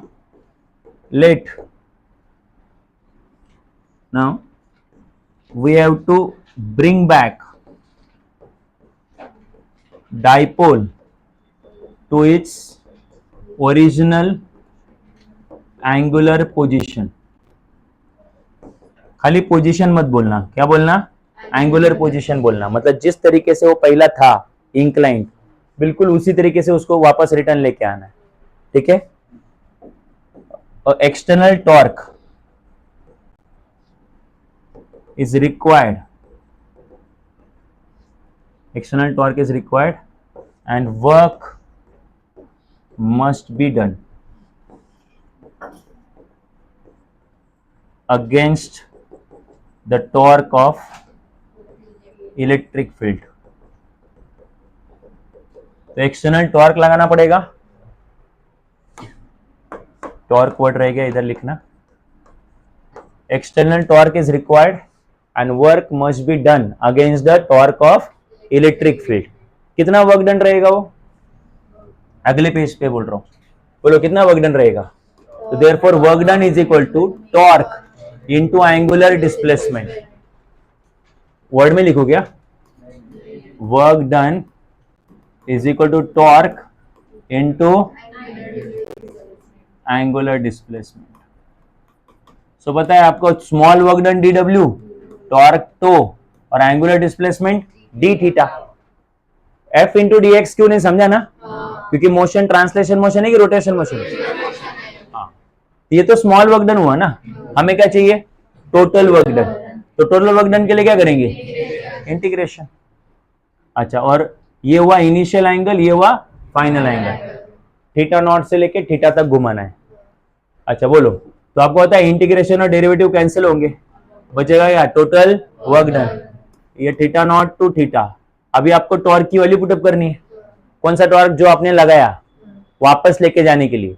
but आपको पता है वो आप लोग वापस लेके जाने के लिए उतना ही टॉर्क लगाते हो जितना टॉर्क एक्सटर्नल फील्ड का है, उसको कैंसिल करना पड़ेगा ना। कितना है वो एक्सटर्नल फील्ड का टॉर्क, आगे d theta. Work done is equal to p, और ई कांस्टेंट है, बताओ क्यों, पी इलेक्ट्रिक डाइपोल मोमेंट है। इलेक्ट्रिक डाइपोल मोमेंट का फॉर्मूला आता है क्यू इंटू टू एल। अगर चार्ज चेंज हुआ या चार्ज के बीच का डिस्टेंस चेंज हुआ तो ही पी चेंज होता है। बट आप तो बस घुमा रहे हो ना चार्ज का वैल्यू चेंज होना है ना उनके बीच का, तो पी कांस्टेंट है। और इलेक्ट्रिक फील्ड है ही यूनिफॉर्म, एक्सटर्नल है वो, तो फिर वो चेंज नहीं होगी। तो पी और ई दोनों कहां आएंगे, और ये आएगा थीटा नॉट टू थीटा। अब इंटीग्रेशन ऑफ क्या, साइन थीटा। क्या होता है integration of sine theta, minus cos theta. क्या, याद रखना, जिन लोगों ने मैथ्स ड्रॉप किया वो लोग याद रखो कि साइन थीटा का इंटीग्रेशन क्या होता है, माइनस कॉस थीटा। और जो लोगों ने मैथ्स ड्रॉप नहीं किया है आपको पता चलेगा,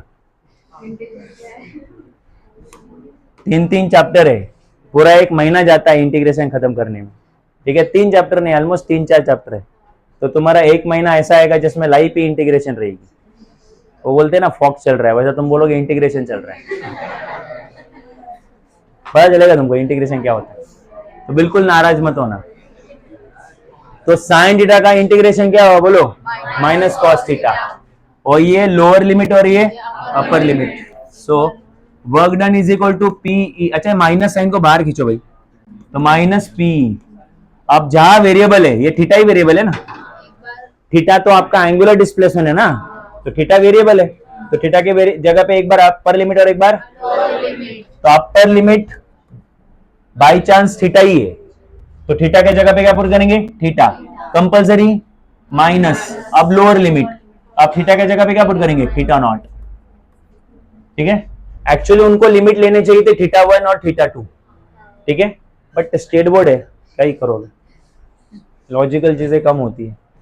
अच्छा, work done is equal to, तो माइनस पी, माइनस कहां जाएगा, अंदर, सो ये होगा पीई, ये क्या होगा, माइनस कॉस थीटा, और minus minus plus cos theta, theta naught. तो फिर work done is equal to p E, plus वाला पहले लिखो और माइनस वाला बाद में लिखो। बट आपको पता है जो वर्क डन होता है वही इंक्रीज इन पोटेंशियल एनर्जी होती है, इसीलिए वर्क डन ही आपका पोटेंशियल एनर्जी है, किसका, डाइपोल का। This is increase in potential energy of dipole. तुम बोलोगे इंक्रीज क्यों बोल रहे हो, पहले तो थी नहीं, 0 ही थी, है ना, अब तो बढ़ गई ना, तो ये इंक्रीज ही तो है। तो बोलो this is increase in potential energy of dipole when kept in uniform electric field, uniform external uniform electric field, external uniform electric field. अच्छा, ये थीटा नॉट जो है ना वो इनिशियल एंगुलर पोजीशन है, ये मत भूलना, मतलब कहां से शुरू किया था, शुरुआत के टाइम पे कितना एंगल था, उसको बोलते हैं इनिशियल एंगुलर पोजीशन। और थीटा जो है, थीटा वो है फाइनल एंगुलर पोजीशन। ये क्वेश्चन सॉल्व करने में टाइम पे यूज होगा। तो इधर पहले थीटा नॉट आया हुआ है, बाद में थीटा आया हुआ है, तो इनिशियल पहले आया हुआ है, फाइनल बाद में आया हुआ है, इसको भूलना मत भाई। कुछ डाउट है क्या, डेरिवेशन समझा, कितना सिंपल है। वर्क डन का formula tau into d theta, clear है कि नहीं, टॉर्क का formula p sine theta, right, उसके आगे तो कुछ भी नहीं है। Special cases.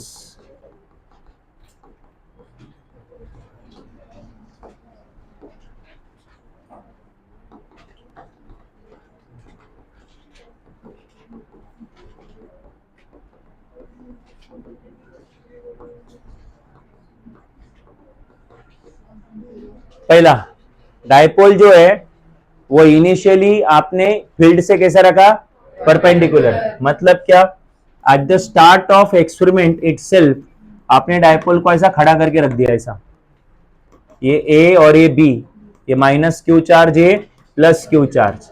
आपको पता है निगेटिव टू पॉजिटिव क्या होता है, electric dipole moment from negative to positive. और ये आपकी इलेक्ट्रिक फील्ड है, दोनों के बीच में एंगल कितना बन रहा है, 90 डिग्री। ठीक है, सो आपका इनिशियल एंगल ही 90 डिग्री है, थीटा नॉट 90 डिग्री है। अब आपका ये लगेगा, कपल लगेगा, टॉर्क लगेगा, रोटेट होगा, तो फाइनल एंगल कितना है वो नहीं बताया। ठीक है, बट इनिशियल एंगल कितना है बोलो, 90 डिग्री। तो इस केस में तुम्हारा इंक्रीज इन पोटेंशियल एनर्जी या वर्क डन कितना होगा, तो आपके पास फॉर्मूला है ना, p E cos theta naught minus cos theta. तो पीई तो कॉस थीटा नॉट, अच्छा इनिशियल एंगल तो पता है 90 डिग्री, फाइनल एंगुलर पोजीशन नहीं पता। कॉस 90 कितना होता है, 0 होता है। सो ये PE 0 minus cos theta minus cos theta, so ये P into minus cos theta कितना आएगा, minus P cos theta. Right, तो कोई एमसीक्यू है या कोई न्यूमेरिकल है जिसमें ये बोला है कि इनिशियली जो डायपोल है वो परपेंडिकुलर टू द फील्ड है, तो आप फॉर्मूला डायरेक्टली ये यूज कर सकते हो। ठीक है, उसके बाद second case, if dipole is kept parallel to the field. Dipole जो है शुरुआत में ही फील्ड से कैसा है, पैरेलल है। ठीक है, सो अगर डायग्राम ड्रॉ करने की जरूरत नहीं क्योंकि आपके बुक में ड्रॉ नहीं किया, बस मैं तुम्हें इमेजिन करने के लिए दे रहा हूं। तो डायपोल को ऐसा रख दिया तुमने, ये इलेक्ट्रिक फील्ड मान लो, तो ये तुम्हारा ए है, ये तुम्हारा बी है, माइनस क्यू चार्ज है प्लस क्यू चार्ज, और निगेटिव टू पॉजिटिव होता है इलेक्ट्रिक डायपोल मोमेंट। तो इलेक्ट्रिक डायपोल मोमेंट और इलेक्ट्रिक फील्ड को कैसा रखा है, पैरेलल, तो दोनों के बीच का एंगल कितना बनेगा, 0। तो शुरुआत में एंगल 0 बनेगा। तो once again increase in potential energy या वर्क डन होगा p E cos theta naught minus cos theta. So p E cos कितना है, ये थीटा नॉट कितना रहेगा, 0, और ये आगे कॉस थीटा। तो कॉस 0 कितना होता है, 1 माइनस कॉस थीटा। आप इसी को आगे 2 साइन स्क्वायर थीटा बाई 2 भी लिख सकते हो। मैथ्स वाले इसको याद रखना, मैथ्स ड्रॉप वाले यही तक खत्म कर देना भाई, इसके आगे तुम्हारी बस की बात नहीं है।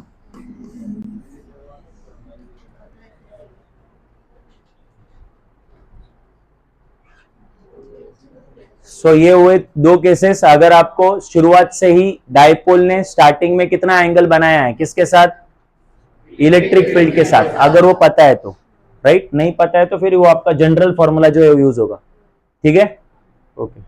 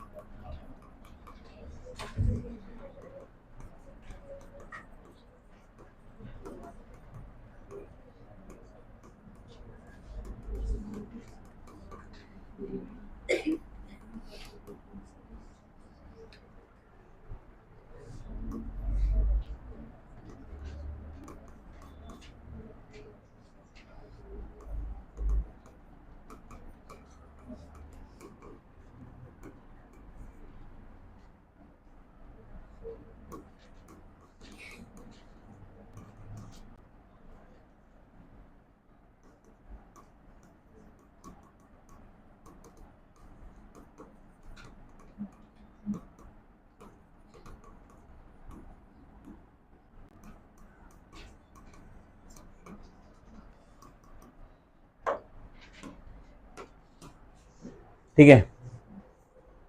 Two charges of 5 microcoulomb and -5 microcoulomb are kept at a distance of 10 centimetre from each other. ठीक है, तो दो चार्जेस जो है, एक का मैग्नीट्यूड है +5 माइक्रोकुलम, एक का मैग्नीट्यूड है, मतलब दोनों का मैग्नीट्यूड 5 माइक्रोकुलम है, बट एक पॉजिटिव और एक नेगेटिव है, और दोनों एक दूसरे से कितने सेंटीमीटर पर रखे। तो ये तो डाइपोल जैसा हुआ, डाइपोल ही हुआ ना। डाइपोल क्या होता है, दो charges equal in magnitude but one positive और one and kept at certain distance. तो क्या हुआ, ये डाइपोल हुआ। अच्छा, ये डाइपोल को कहाँ रखा आपने, एक्सटर्नल फील्ड में। कितने हुआ एक्सटर्नल फील्ड, 20 न्यूटन कूलम। अभी आपको क्या फाइंड आउट करने बोला है, maximum torque on dipole. Dipole के ऊपर कितना टॉर्क एक्ट हुआ, ये डाइपोल जैसा ही है ना सिस्टम, तो मैक्सिमम टॉर्क आपको निकालना है। और दूसरा क्या निकालना है, the work done in rotating dipole from 0 degree to 180 degree. Dipole को 0 डिग्री से 180 डिग्री तक रोटेट करने के लिए कितना वर्क डन लगा, या इलेक्ट्रोस्टैटिक पोटेंशियल एनर्जी भी बोल सकते हो लोग। ठीक है, एनीवेज एक एक करके शुरू करते हैं। पहला है मैक्सिमम टॉर्क। अच्छा एक मिनट, टॉर्क निकालने के पहले आप डेटा को एक बार चेक कर लो। पहला चार्ज 5 माइक्रोकुलम है, तो 5 इंटू 10⁻⁻6 कूलम। दूसरा चार्ज -5 माइक्रोकुलम है। उनके बीच का जो डिस्टेंस है, दो चार्जेस के बीच का डिस्टेंस, तो दो चार्जेस के बीच के डिस्टेंस को 2L बोलते हैं। क्या बोलते हैं, जिनको कंसेप्ट याद नहीं वो लोग फिर कुछ भी बोल सकते हैं, बट जिनको कंसेप्ट याद है, ये देखो ये डाइपोल है A to B, तो ये क्या है, यहां से यहां तक सेंटर तक कितना है L है कि नहीं, और यहां से आगे ये भी कितना है। तो डाइपोल का जो लेंथ होती है वो हमेशा कितनी होती है, 12। तो ये दो चार्जेस के बीच का डिस्टेंस मतलब डाइपोल का लेंथ। ठीक है, सो डाइपोल लेंथ या लेंथ ऑफ डाइपोल मतलब distance between two charges.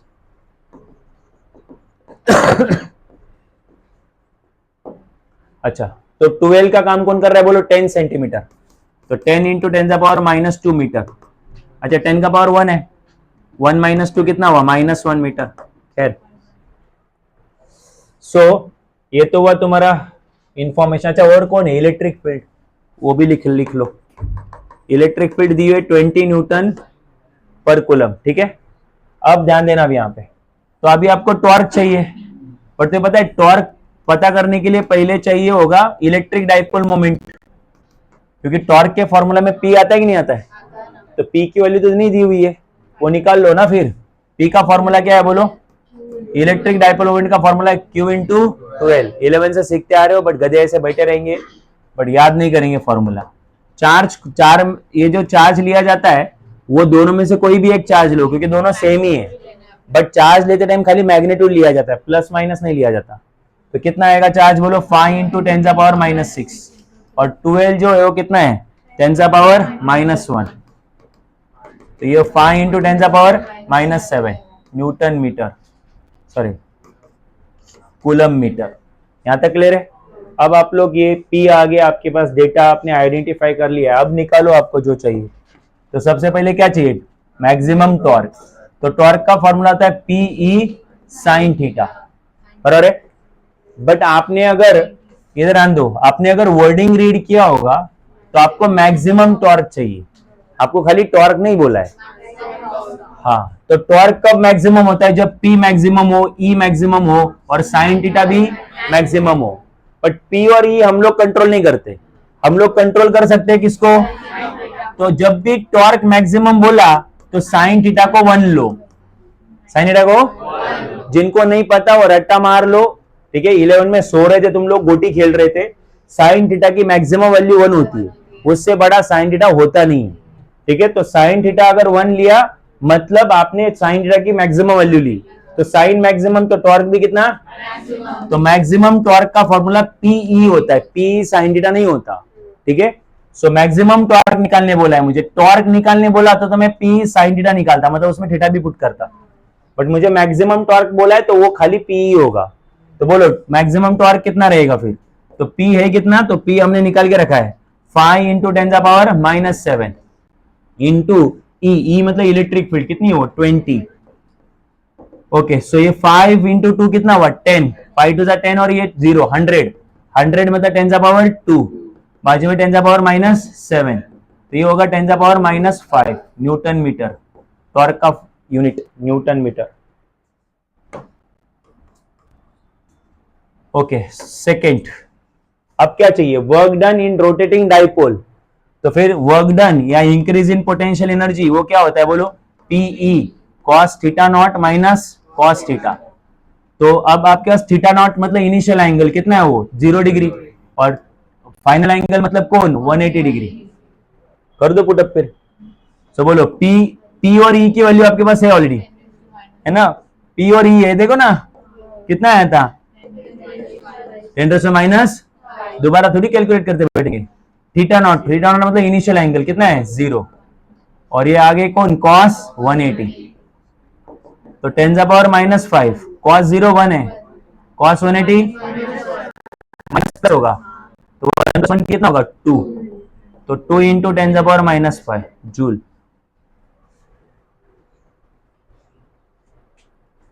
Doubt है? सो सबसे पहले आपने एक डाइपोल लिया जिसकी लेंथ 12 थी, उस डाइपोल के पास दो चार्जेस होते हैं equal in magnitude opposite in nature.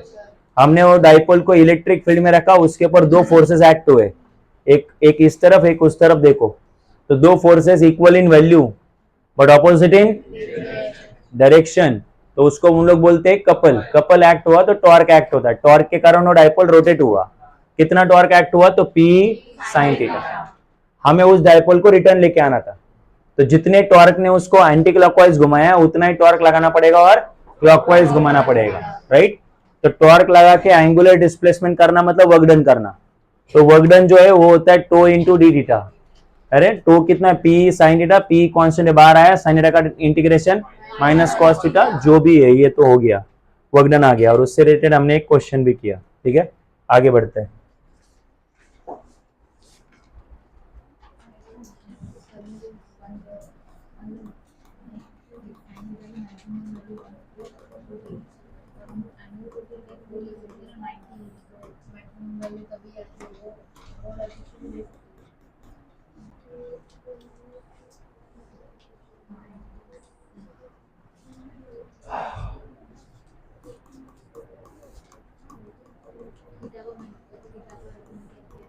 ठीक है, सो नेक्स्ट पॉइंट जो है वो मटेरियल के बारे में है।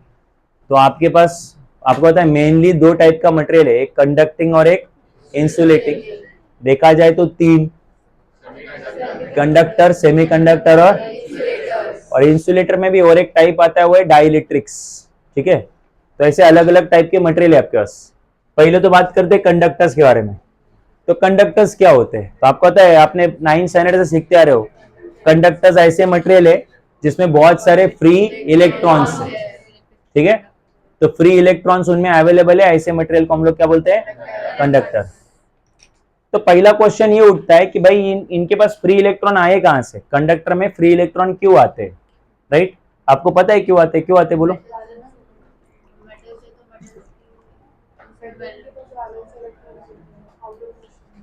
और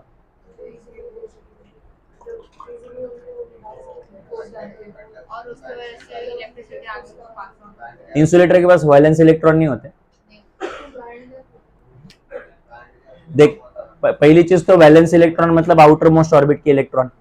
ठीक है, सो आउटर मोस्ट ऑर्बिट में इलेक्ट्रॉन तो इंसुलेटर में भी है और कंडक्टर में भी है। ठीक, सो आपने ये सही बोला कि कंडक्टर में क्या होता है, मान लो अभी कोई भी एक कंडक्टर का एग्जांपल लो, जैसे कॉपर का एग्जांपल लिया, तो ये कॉपर का मान लो न्यूक्लियस है, तो न्यूक्लियस के अंदर प्रोटॉन न्यूट्रॉन दोनों होते हैं, और न्यूक्लियस के अराउंड कौन रिवॉल्व होते हैं, इन डिफरेंट ऑर्बिट्स, है ना। अब ये जो ऑर्बिट है, मान लो ये आउटर मोस्ट ऑर्बिट है, let's say outer most orbit में मान लो दो इलेक्ट्रॉन मूव हो रहे हैं, लेट्स से, तो ये जो डिस्टेंस है न्यूक्लियस से लेके इलेक्ट्रॉन का जो डिस्टेंस है वो रिलेटिवली काफी हाई होता है कंडक्टर्स में। ये जो डिस्टेंस है, राइट, वो ज्यादा होता है, राइट।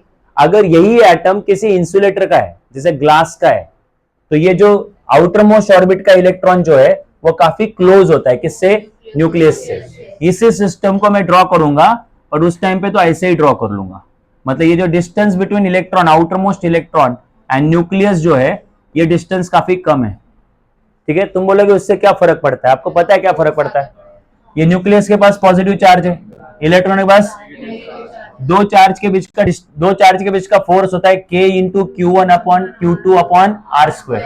फोर्स का फॉर्मूला K 1/4πε0।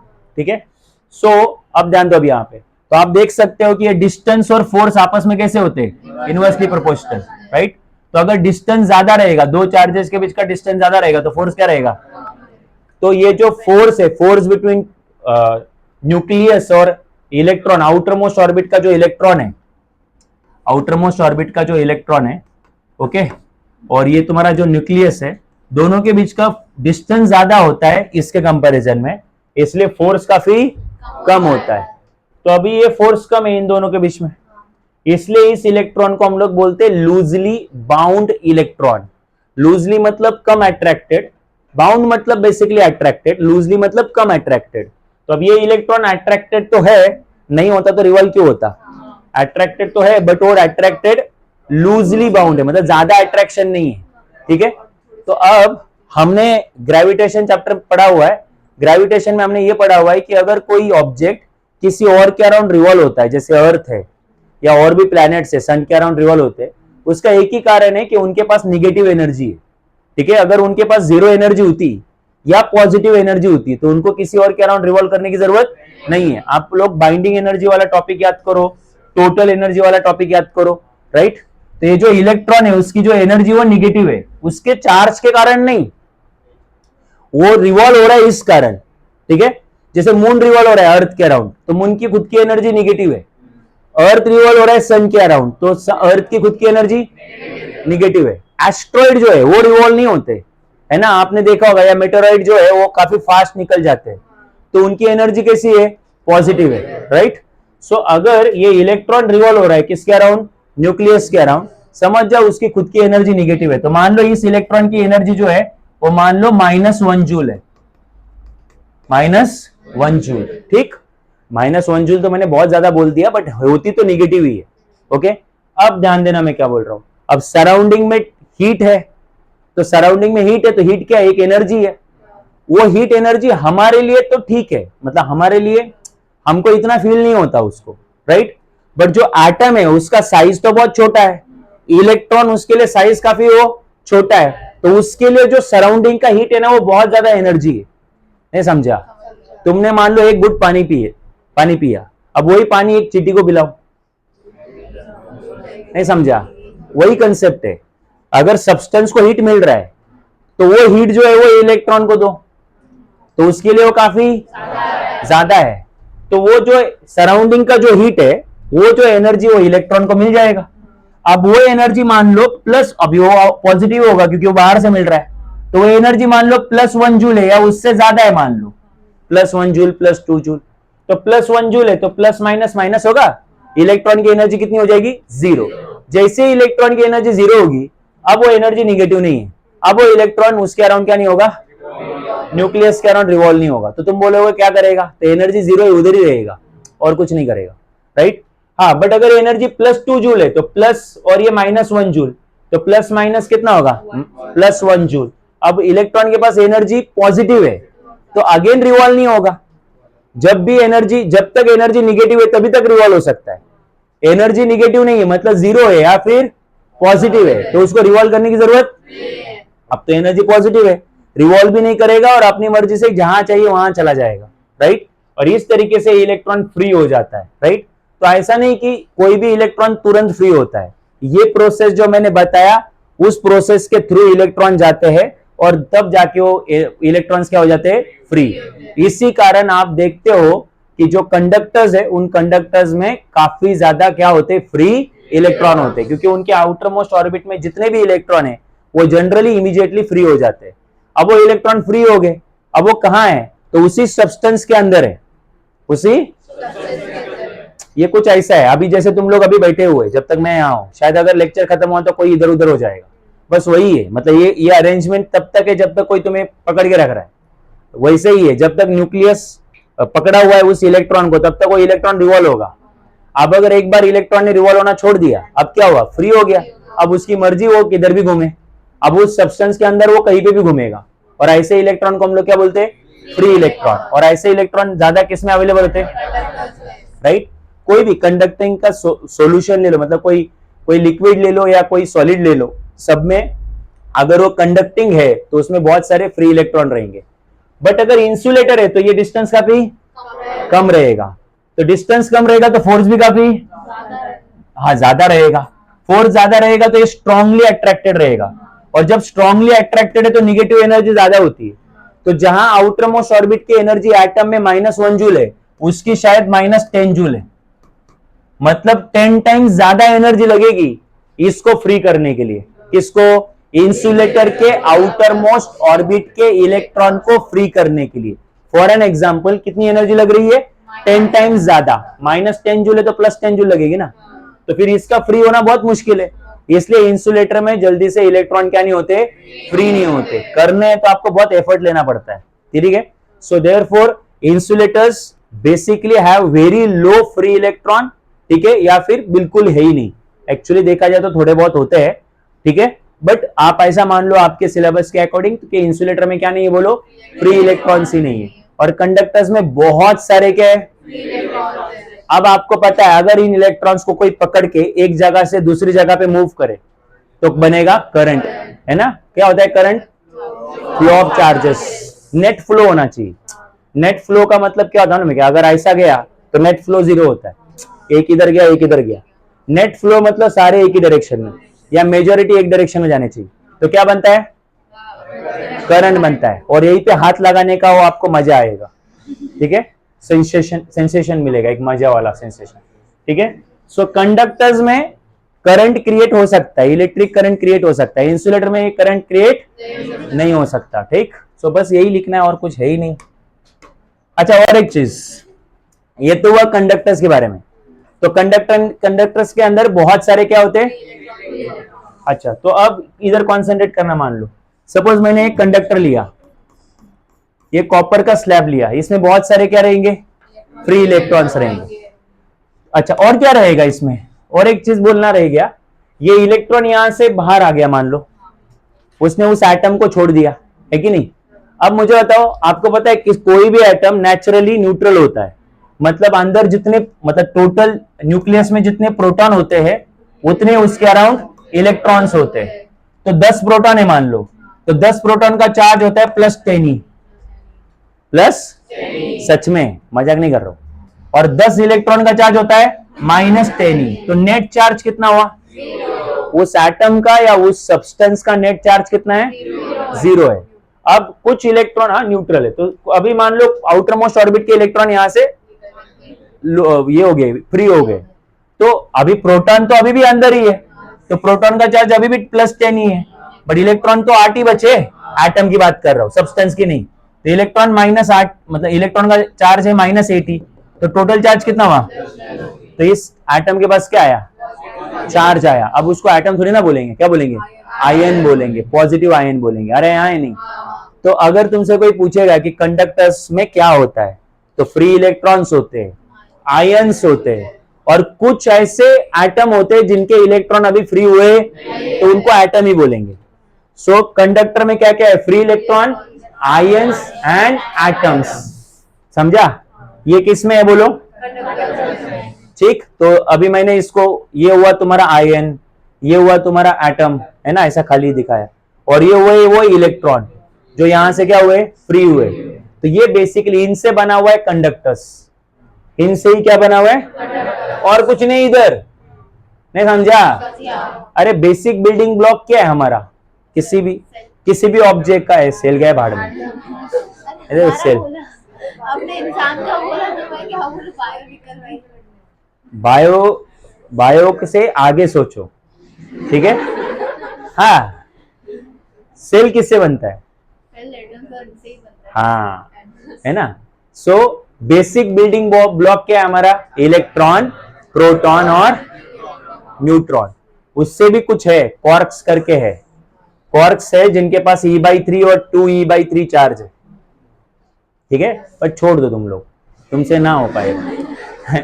अभी अभी तुमने 17 साल में एटम सॉरी इलेक्ट्रॉन, प्रोटॉन और न्यूट्रॉन याद कर लिया है, और 17 साल लग जाएंगे कॉक्स को याद करने के लिए, तो छोड़ दो आप लोग, ठीक है। सो ध्यान दो यहाँ पे, तो ये जो सब्सटेंस है बना तो इलेक्ट्रॉन, प्रोटॉन और सॉरी इलेक्ट्रॉन, प्रोटॉन, न्यूट्रॉन, मतलब तो हाँ एटम है, आयन है, इलेक्ट्रॉन है, यहां तक क्लियर है। अच्छा, ये जो सब्सटेंस है इसका टोटल चार्ज कितना है? तो सब्सटेंस का टोटल चार्ज अभी भी 0 है, क्योंकि इलेक्ट्रॉन एटम से बाहर आए, सब्सटेंस से बाहर आए, तो अभी सब्सटेंस के अंदर अभी भी जितने इलेक्ट्रॉन है उतने ही क्या है? प्रोटॉन है। तो अभी सब्सटेंस के पास टोटल चार्ज कितना है? 0 है, बराबर है। बट अगर हमें इस सब्सटेंस को या इस कंडक्टर को चार्ज देना है तो क्या करना पड़ेगा? राइट, एक तो यहां से इलेक्ट्रॉन निकालो या फिर इलेक्ट्रॉन इसको दे दो। प्रोटॉन निकालो मत, प्रोटॉन कहां से निकालोगे? वो कहां होते हैं? निकालने के लिए क्या हाथ डाला से लेके हो? सो एक तो इलेक्ट्रॉन इमिट कर सकते हैं, है ना, या फिर इलेक्ट्रॉन दे सकते हैं उसको। तो अगर आपने इलेक्ट्रॉन दे दिए तो यहाँ पे निगेटिव चार्ज ज्यादा हो जाएगा, और इलेक्ट्रॉन निकाल लिए यहां से तो पॉजिटिव चार्ज। ठीक, मेरा पॉइंट इतना सही कि अगर इसके पास चार्ज आया तो वो चार्ज कहां रहेगा? अंदर रहेगा कि सरफेस पे रहेगा? अगर किसी को ये क्वेश्चन नहीं समझा तो समझ जाने का अपन इस स्टैंडर्ड के लिए नहीं बने, अपन है 5th स्टैंडर्ड। वो केजी वेजी मेरे बच्चे के साथ अटेंड करो उधर, हाँ तो करो, ठीक है। सो और कुछ नहीं होगा, और ठीक है तुम्हारा और कुछ नहीं होने वाला। सो मेरा क्वेश्चन इतना सा है कि चार्ज अंदर रहेगा कि सरफेस पे आएगा? हाँ, क्योंकि वो चार्ज एक दूसरे को क्या करेंगे? रिपेल करेंगे। तो अगर कंडक्टर के पास चार्ज आया तो वो चार्ज कहां पे रहेगा? अगर निगेटिव चार्ज है तो पूरा सरफेस पे आ जाएगा, ऐसा ऊपर नहीं, सरफेस पे। हाँ, और पॉजिटिव चार्ज आया तो भी सरफेस पे। क्लियर है यहाँ पे? तो कंडक्टर के अंदर चार्ज कितना होता है? क्या गधे, अभी डायलॉग मारा कि चार्ज सरफेस पे होता है, तो खुद ही बोलते हो तो आगे खुद ही बोलो ना गधो। अगर चार्ज सरफेस पे तो अंदर का कितना है? 0 है, राइट। तो कंडक्टर के अंदर नेट चार्ज कितना होता है? 0। If it has a charge तो अंदर इनसाइड ऑफ इट इंटीरियर में कितना चार्ज है? 0 चार्ज है, because all the charge is at. कारण है ना, क्योंकि चार्ज एक दूसरे को क्या करेगा? क्योंकि चार्ज एक तो पॉजिटिव आता है या निगेटिव आता है, दोनों में से कुछ एक ही आएगा। तो पॉजिटिव पॉजिटिव को रिपेल करेगा, निगेटिव निगेटिव को रिपेल करेगा। जितना पॉसिबल है उतने दूर चले जाएंगे, और मैक्सिमम पॉसिबल दूर तो सरफेस ही है। सरफेस से क्या दूर जाएंगे? मैंने 2 लोगों को बोला एक दूसरे से बहुत दूर बैठो, तो है ना, क्लासरूम में बैठना, बट बहुत कितना दूर बैठ सकता है? वो एक तो उधर बैठेगा, एक इधर बैठेगा, उधर थोड़ी जाएगा, मरेगा। क्लासरूम के बाहर होगा ना वो, नहीं समझा? राइट। सो बेसिकली कंडक्टर के पास चार्ज आया तो सरफेस पे होता है, अंदर इंटीरियर में वो चार्ज 0 होता है। और एक चीज, अब बात करते हैं इलेक्ट्रिक फील्ड की। हमें पता है इलेक्ट्रिक फील्ड पॉजिटिव चार्ज से स्टार्ट होती है या निगेटिव चार्ज पे खत्म होती है। खत्म, हाँ, मतलब अगर यहाँ पे निगेटिव चार्ज है तो इलेक्ट्रिक फील्ड लाइन अंदर नहीं जाएगी, बिकॉज वो निगेटिव पे खत्म होती है। और वो अगर इधर पॉजिटिव चार्ज है तो वहां से स्टार्ट होती है ना, इधर नहीं जाएगी। नहीं समझा मैं क्या बोल रहा हूँ? सो यहां से स्टार्ट होगी, आउटवर्ड रहेगी इस तरफ, तो अंदर इलेक्ट्रिक फील्ड कितनी रहेगी? 0। तो वापस से नेक्स्ट, अगर हाँ क्या क्या क्या, हाँ वो तुम्हारे जैसे हरकत कर ली मैंने, होता है ना, इसलिए ज्यादा नहीं रहता हूं मैं तुम्हारे साथ। अरे देखा तो नजर जो है किसको देख लिया वो। सो तो हाँ, सो ये कौन है? तो इलेक्ट्रिक फील्ड अंदर कितनी होती है बोलो? 0। इंटीरियर में 0 होती है ना, बाहर इलेक्ट्रिक फील्ड होगी। ओके, सो कंडक्टर की प्रॉपर्टीज, कंडक्टर का नेट चार्ज 0 होता है। अगर उसके पास चार्ज आया तो कहां पे रहेगा? सरफेस पे। अच्छा, अंदर इलेक्ट्रिक फील्ड कितनी होती है? 0 होती है। बाहर इलेक्ट्रिक फील्ड यूनिफॉर्म रहेगी, मतलब नजदीक में। हाँ, यहाँ पे जैसे जैसे बाहर जाओगे वो चेंज हो जाएगी, ओरिएंटेशन पे डिपेंड करता है वो भी। दूसरी चीज पोटेंशियल का क्या? तो इलेक्ट्रिक पोटेंशियल, अंदर इलेक्ट्रिक फील्ड नहीं है तो इलेक्ट्रिक पोटेंशियल देखो, इधर आंदो, इधर आंदो, dv upon dx is equal to E है, ये माइनस है यहाँ पे। अच्छा, इलेक्ट्रिक फील्ड अंदर कितनी है? 0 है। अंदर इलेक्ट्रिक फील्ड 0 है, तो change in potential with respect to distance भी कितना रहेगा? तो चेंज इन पोटेंशियल जीरो, तो इसका मतलब पोटेंशियल क्या है? कांस्टेंट है। जीरो कौन बोल रहा है भाई? मैं इधर बोल रहा हूं change in potential. D V zero है कि वी जीरो है? तुम्हारा ब्रेन काम वाम नहीं करता क्या? तुमको ये इधर का डी नहीं दिखाता क्या? वो डी है ना। सो डी का मतलब change in potential with respect to distance कितना? मैं कहां बात कर रहा हूं? मैं अंदर की बात कर रहा हूं। इसके अंदर है ना, कंडक्टर के अंदर इलेक्ट्रिक फील्ड जीरो होती है, और इलेक्ट्रिक फील्ड का फॉर्मूला हमारे पास होता है E is equal to d V upon d x, of course minus के साथ। तो अंदर अगर इलेक्ट्रिक फील्ड जीरो होती तो E के जगह पे जीरो पुट करो ना, तो डीवी अपॉन डीएक्स भी कितना आया? तो change in potential with respect to distance कितना आया? पोटेंशियल में चेंज जीरो आया। इसका मतलब अंदर पोटेंशियल चेंज होता, मतलब पोटेंशियल क्या होता है? कांस्टेंट होता है। तो कंडक्टर की और एक प्रॉपर्टी, उसके अंदर पोटेंशियल क्या रहेगा? कांस्टेंट रहेगा। नहीं समझा? इलेक्ट्रिक फील्ड क्या रहेगी?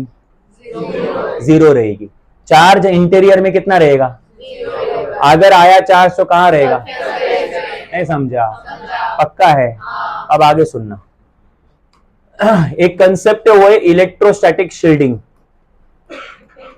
क्या? Electrostatic shielding, right. शील्ड करना मतलब बचाना। सो बेसिकली आपको क्या करना है, एक डिवाइस है जिस डिवाइस को एक्सटर्नल इलेक्ट्रिक फील्ड से बचाना है, ठीक है। आप चाहते हो कि उस डिवाइस में एक्सटर्नल इलेक्ट्रिक फील्ड मिक्स ना हो। तुम बोलोगे ऐसा कौन सा डिवाइस रहेगा? तो तुम्हारे डेली लाइफ में ऐसा डिवाइस है एमआरआई स्कैन करने वाला मशीन, है ना, जो आपके बॉडी के किसी पार्ट को या पूरे बॉडी को क्या करता है? तो वो कैसे स्कैन करता है? तो वो आपकी बॉडी में से इलेक्ट्रोमैग्नेटिक वेव्स भेजता है, बेसिकली इलेक्ट्रिक फील्ड भेजता है। एकदम सिंपल वर्ड में बोलता हूं तो आपकी बॉडी में से क्या भेज रहा है? वो इलेक्ट्रिक फील्ड, है ना। वो इलेक्ट्रिक फील्ड थोड़ी वीक होती है, स्ट्रांग नहीं होती है। अगर स्ट्रांग इलेक्ट्रिक फील्ड आपके बॉडी में से पास करेंगे तो अंदर करंट फ्लो होगा, तो अंदर गया करंट की वजह से मर गया, ऐसा हो जाएगा, ठीक है। सो आपके बॉडी में से कुछ टाइप ऑफ वेव सेंड करी जाती है आपके बॉडी में से, और फिर वो बॉडी का 3 डायमेंशनल जो भी पिक्चर है वो बना देता है। बट अगर वहां पे जो एमआरआई स्कैन के अंदर जो आपके बॉडी में से इलेक्ट्रिक फील्ड पास हो रही है, वो उसमें अगर एक्सटर्नल इलेक्ट्रिक फील्ड मिक्स हो गई तो जो पिक्चर आएगा वो थोड़ा डिस्ट्रॉय आएगा, मतलब वो नॉइज रहेगा उस पिक्चर में। जैसे कोई पिक्चर में भी नॉइज समझता है ना, राइट, मतलब हाँ, मतलब एरर रहेगा काइंड ऑफ, वो क्लियर पिक्चर नहीं रहेगा। तो आप क्या चाहते हो कि उस एमआरआई मशीन के अंदर बाहर की इलेक्ट्रिक फील्ड जाए कि नहीं जाए? राइट। तो फिर आप क्या करते हो, उस एमआरआई मशीन को ऐसे रूम में बिल्ड करते हो जिस रूम की जो दीवारें है उनके अंदर ना मेटल की प्लेट्स रहेगी, थिन फॉइल्स रहेगी मेटल की, पूरा सीलिंग में थिन फॉइल्स रहेगी, दीवार के इधर भी थिन फॉइल्स रहेगी, सब जगह थिन फॉइल्स रहेगी। तुम बोलोगे ऐसा क्यों? क्योंकि आपको पता है कंडक्टर के अंदर इलेक्ट्रिक फील्ड कितनी होती है? हॉलो कंडक्टर के अंदर इलेक्ट्रिक फील्ड जीरो होती है।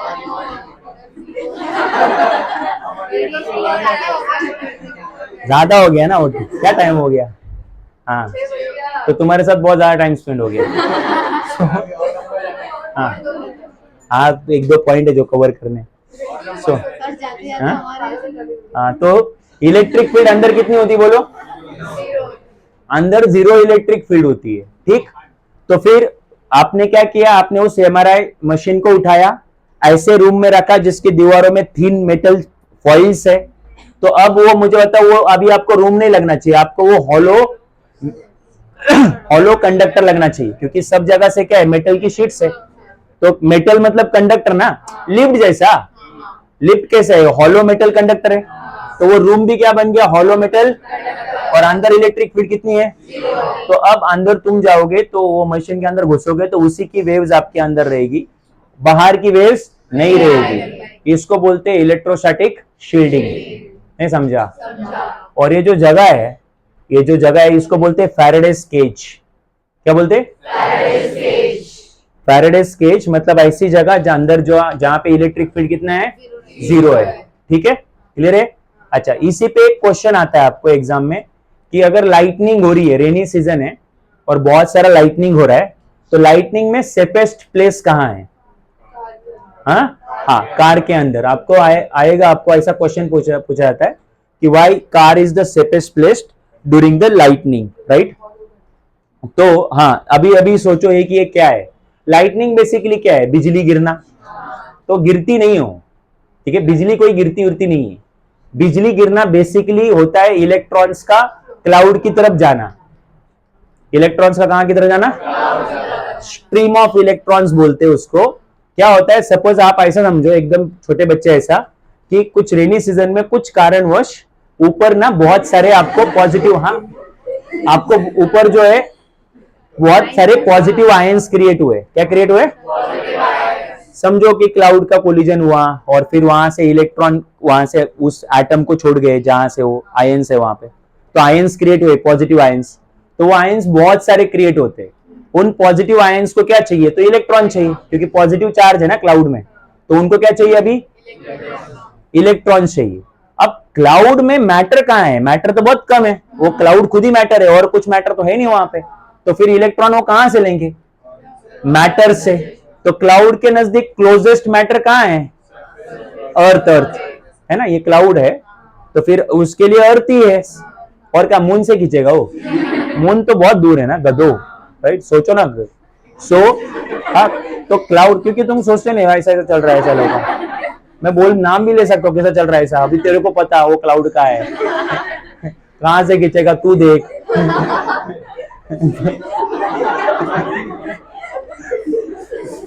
मेरे को क्या करना है कि नहीं?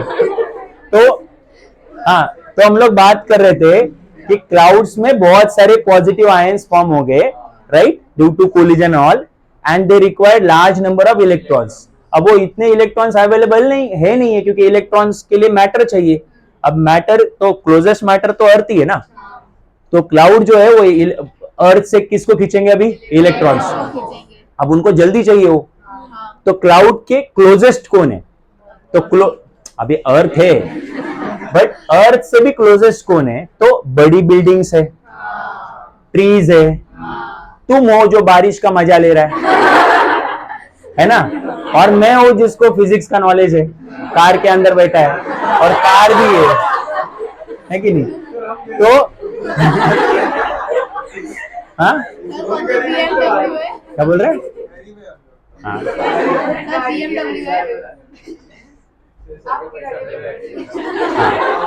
तो ध्यान दो अभी यहाँ पे। हाँ, सो अभी क्या होगा?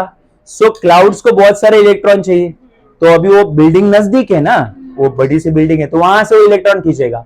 बट बिल्डिंग बनी है सीमेंट से, सीमेंट इतना ज्यादा अच्छा कंडक्टर नहीं है, तो फिर दूसरा ऑप्शन क्या? फिर वहां से तो इलेक्ट्रॉन खींचेगा वो, ऐसा नहीं कि नहीं खींच सकता, इसलिए कुछ कुछ बिल्डिंग में लाइटनिंग होती भी है, बट इजी है ट्रीज से इलेक्ट्रॉन खींचना, बिकॉज ट्रीज के पास भी हाइट है और ट्री के अंदर वाटर होता है, और water is good conductor of electricity.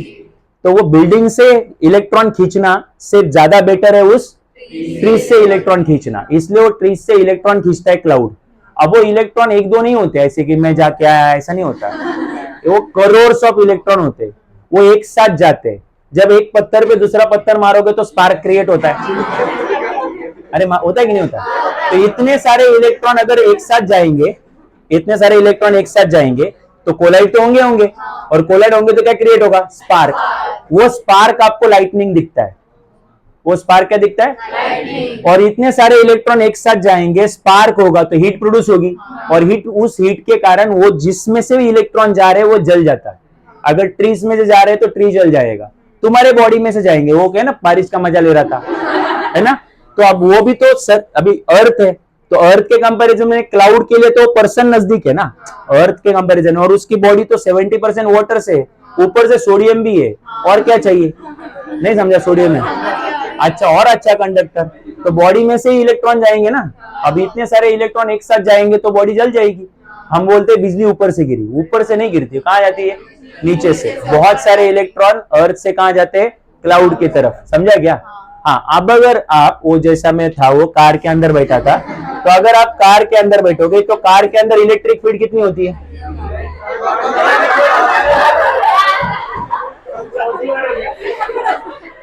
Car के अंदर इलेक्ट्रिक फील्ड की, छोड़ो ना भाई, कार के अंदर इलेक्ट्रिक फील्ड कितनी है बोलो? 0। हॉलो कंडक्टर है वो, राइट? तो कार के अंदर इलेक्ट्रिक फील्ड है 0। तो अब अगर लाइटनिंग, हाँ, अगर इलेक्ट्रॉन को जाना भी है यहां से कार के अंदर से जाना भी है तो पहली चीज वो कार प्रेफर ही नहीं करेगा, क्योंकि कार का जो ये अंदर से तो जाएगा ही नहीं, क्योंकि चार्ज इनसाइड कितना होता है, 0। कहाँ जाएगा, अंदर डाई इलेक्ट्रिक है सारा, मतलब अंदर जो है वो इंसुलेटर है, तो वहां से चार्ज जा नहीं सकता। चार्ज जाएगा तो इस बॉडी से जाएगा, और बॉडी जो है ज्यादा थिक नहीं होती है, राइट, बहुत पतला होता है ना, मेटल शेप भी काफी पतला होता है, तो अगर चार्ज गया भी, इलेक्ट्रॉन गया भी तो बहुत स्मॉल चार्ज जाएगा, इसलिए इधर अंदर कुछ इफेक्ट होने वाला नहीं है, राइट। सो अगर आप देखोगे तो लाइटनिंग जब भी स्ट्राइक करती है बेसिकली, तो आप ट्रीज को देखोगे स्ट्राइक किया हुआ, या पर्सन को देखोगे स्ट्राइक किया हुआ, तो ऐसा ऑब्जेक्ट जो गुड कंडक्टर ऑफ इलेक्ट्रिसिटी है और हाइट भी है, लेंथ भी है, good conductor of electricity and height, क्योंकि उसमें से इलेक्ट्रॉन जाएंगे। और जब भी कोई हॉलो मेटल सिलेंडर रहेगा या हॉलो मेटल कंडक्टर रहेगा, मेटल का बना हुआ और हॉलो, उसके अंदर से उसको कभी भी लाइटनिंग क्या नहीं करेगी, स्ट्राइक नहीं करेगी, क्योंकि अंदर से चार्ज जा ही नहीं सकता। अरे हाँ या ना? तो इसको भी हम लोग बोलते हैं इलेक्ट्रोस्टैटिक शील्डिंग। क्लियर है क्या? ये कुछ डाउट है तो क्या याद रखोगे, बोलो। हॉलो मेटल कंडक्टर के अंदर इलेक्ट्रिक फील्ड कितनी होती है, 0 होती है, तो उसके अंदर जो भी ऑब्जेक्ट रखोगे वो एक्सटर्नल इलेक्ट्रिक फील्ड से क्या होता है, शील्ड होता है, बचता है। और ऐसी जगह को हम लोग क्या बोलते हैं, बोलो, फैराडेस केज। अरे हाँ या नहीं? तो बारिश में पेड़ के नीचे खड़ा रहना चाहिए, हाँ, कि बारिश की मजा लेनी चाहिए, फिर क्या करना चाहिए, उससे अच्छा घर पे रहो ना भाई, गाड़ी में रहना चाहिए, कहीं घर पे रहो, गाड़ी में रहना चाहिए। कुछ डाउट है इसमें?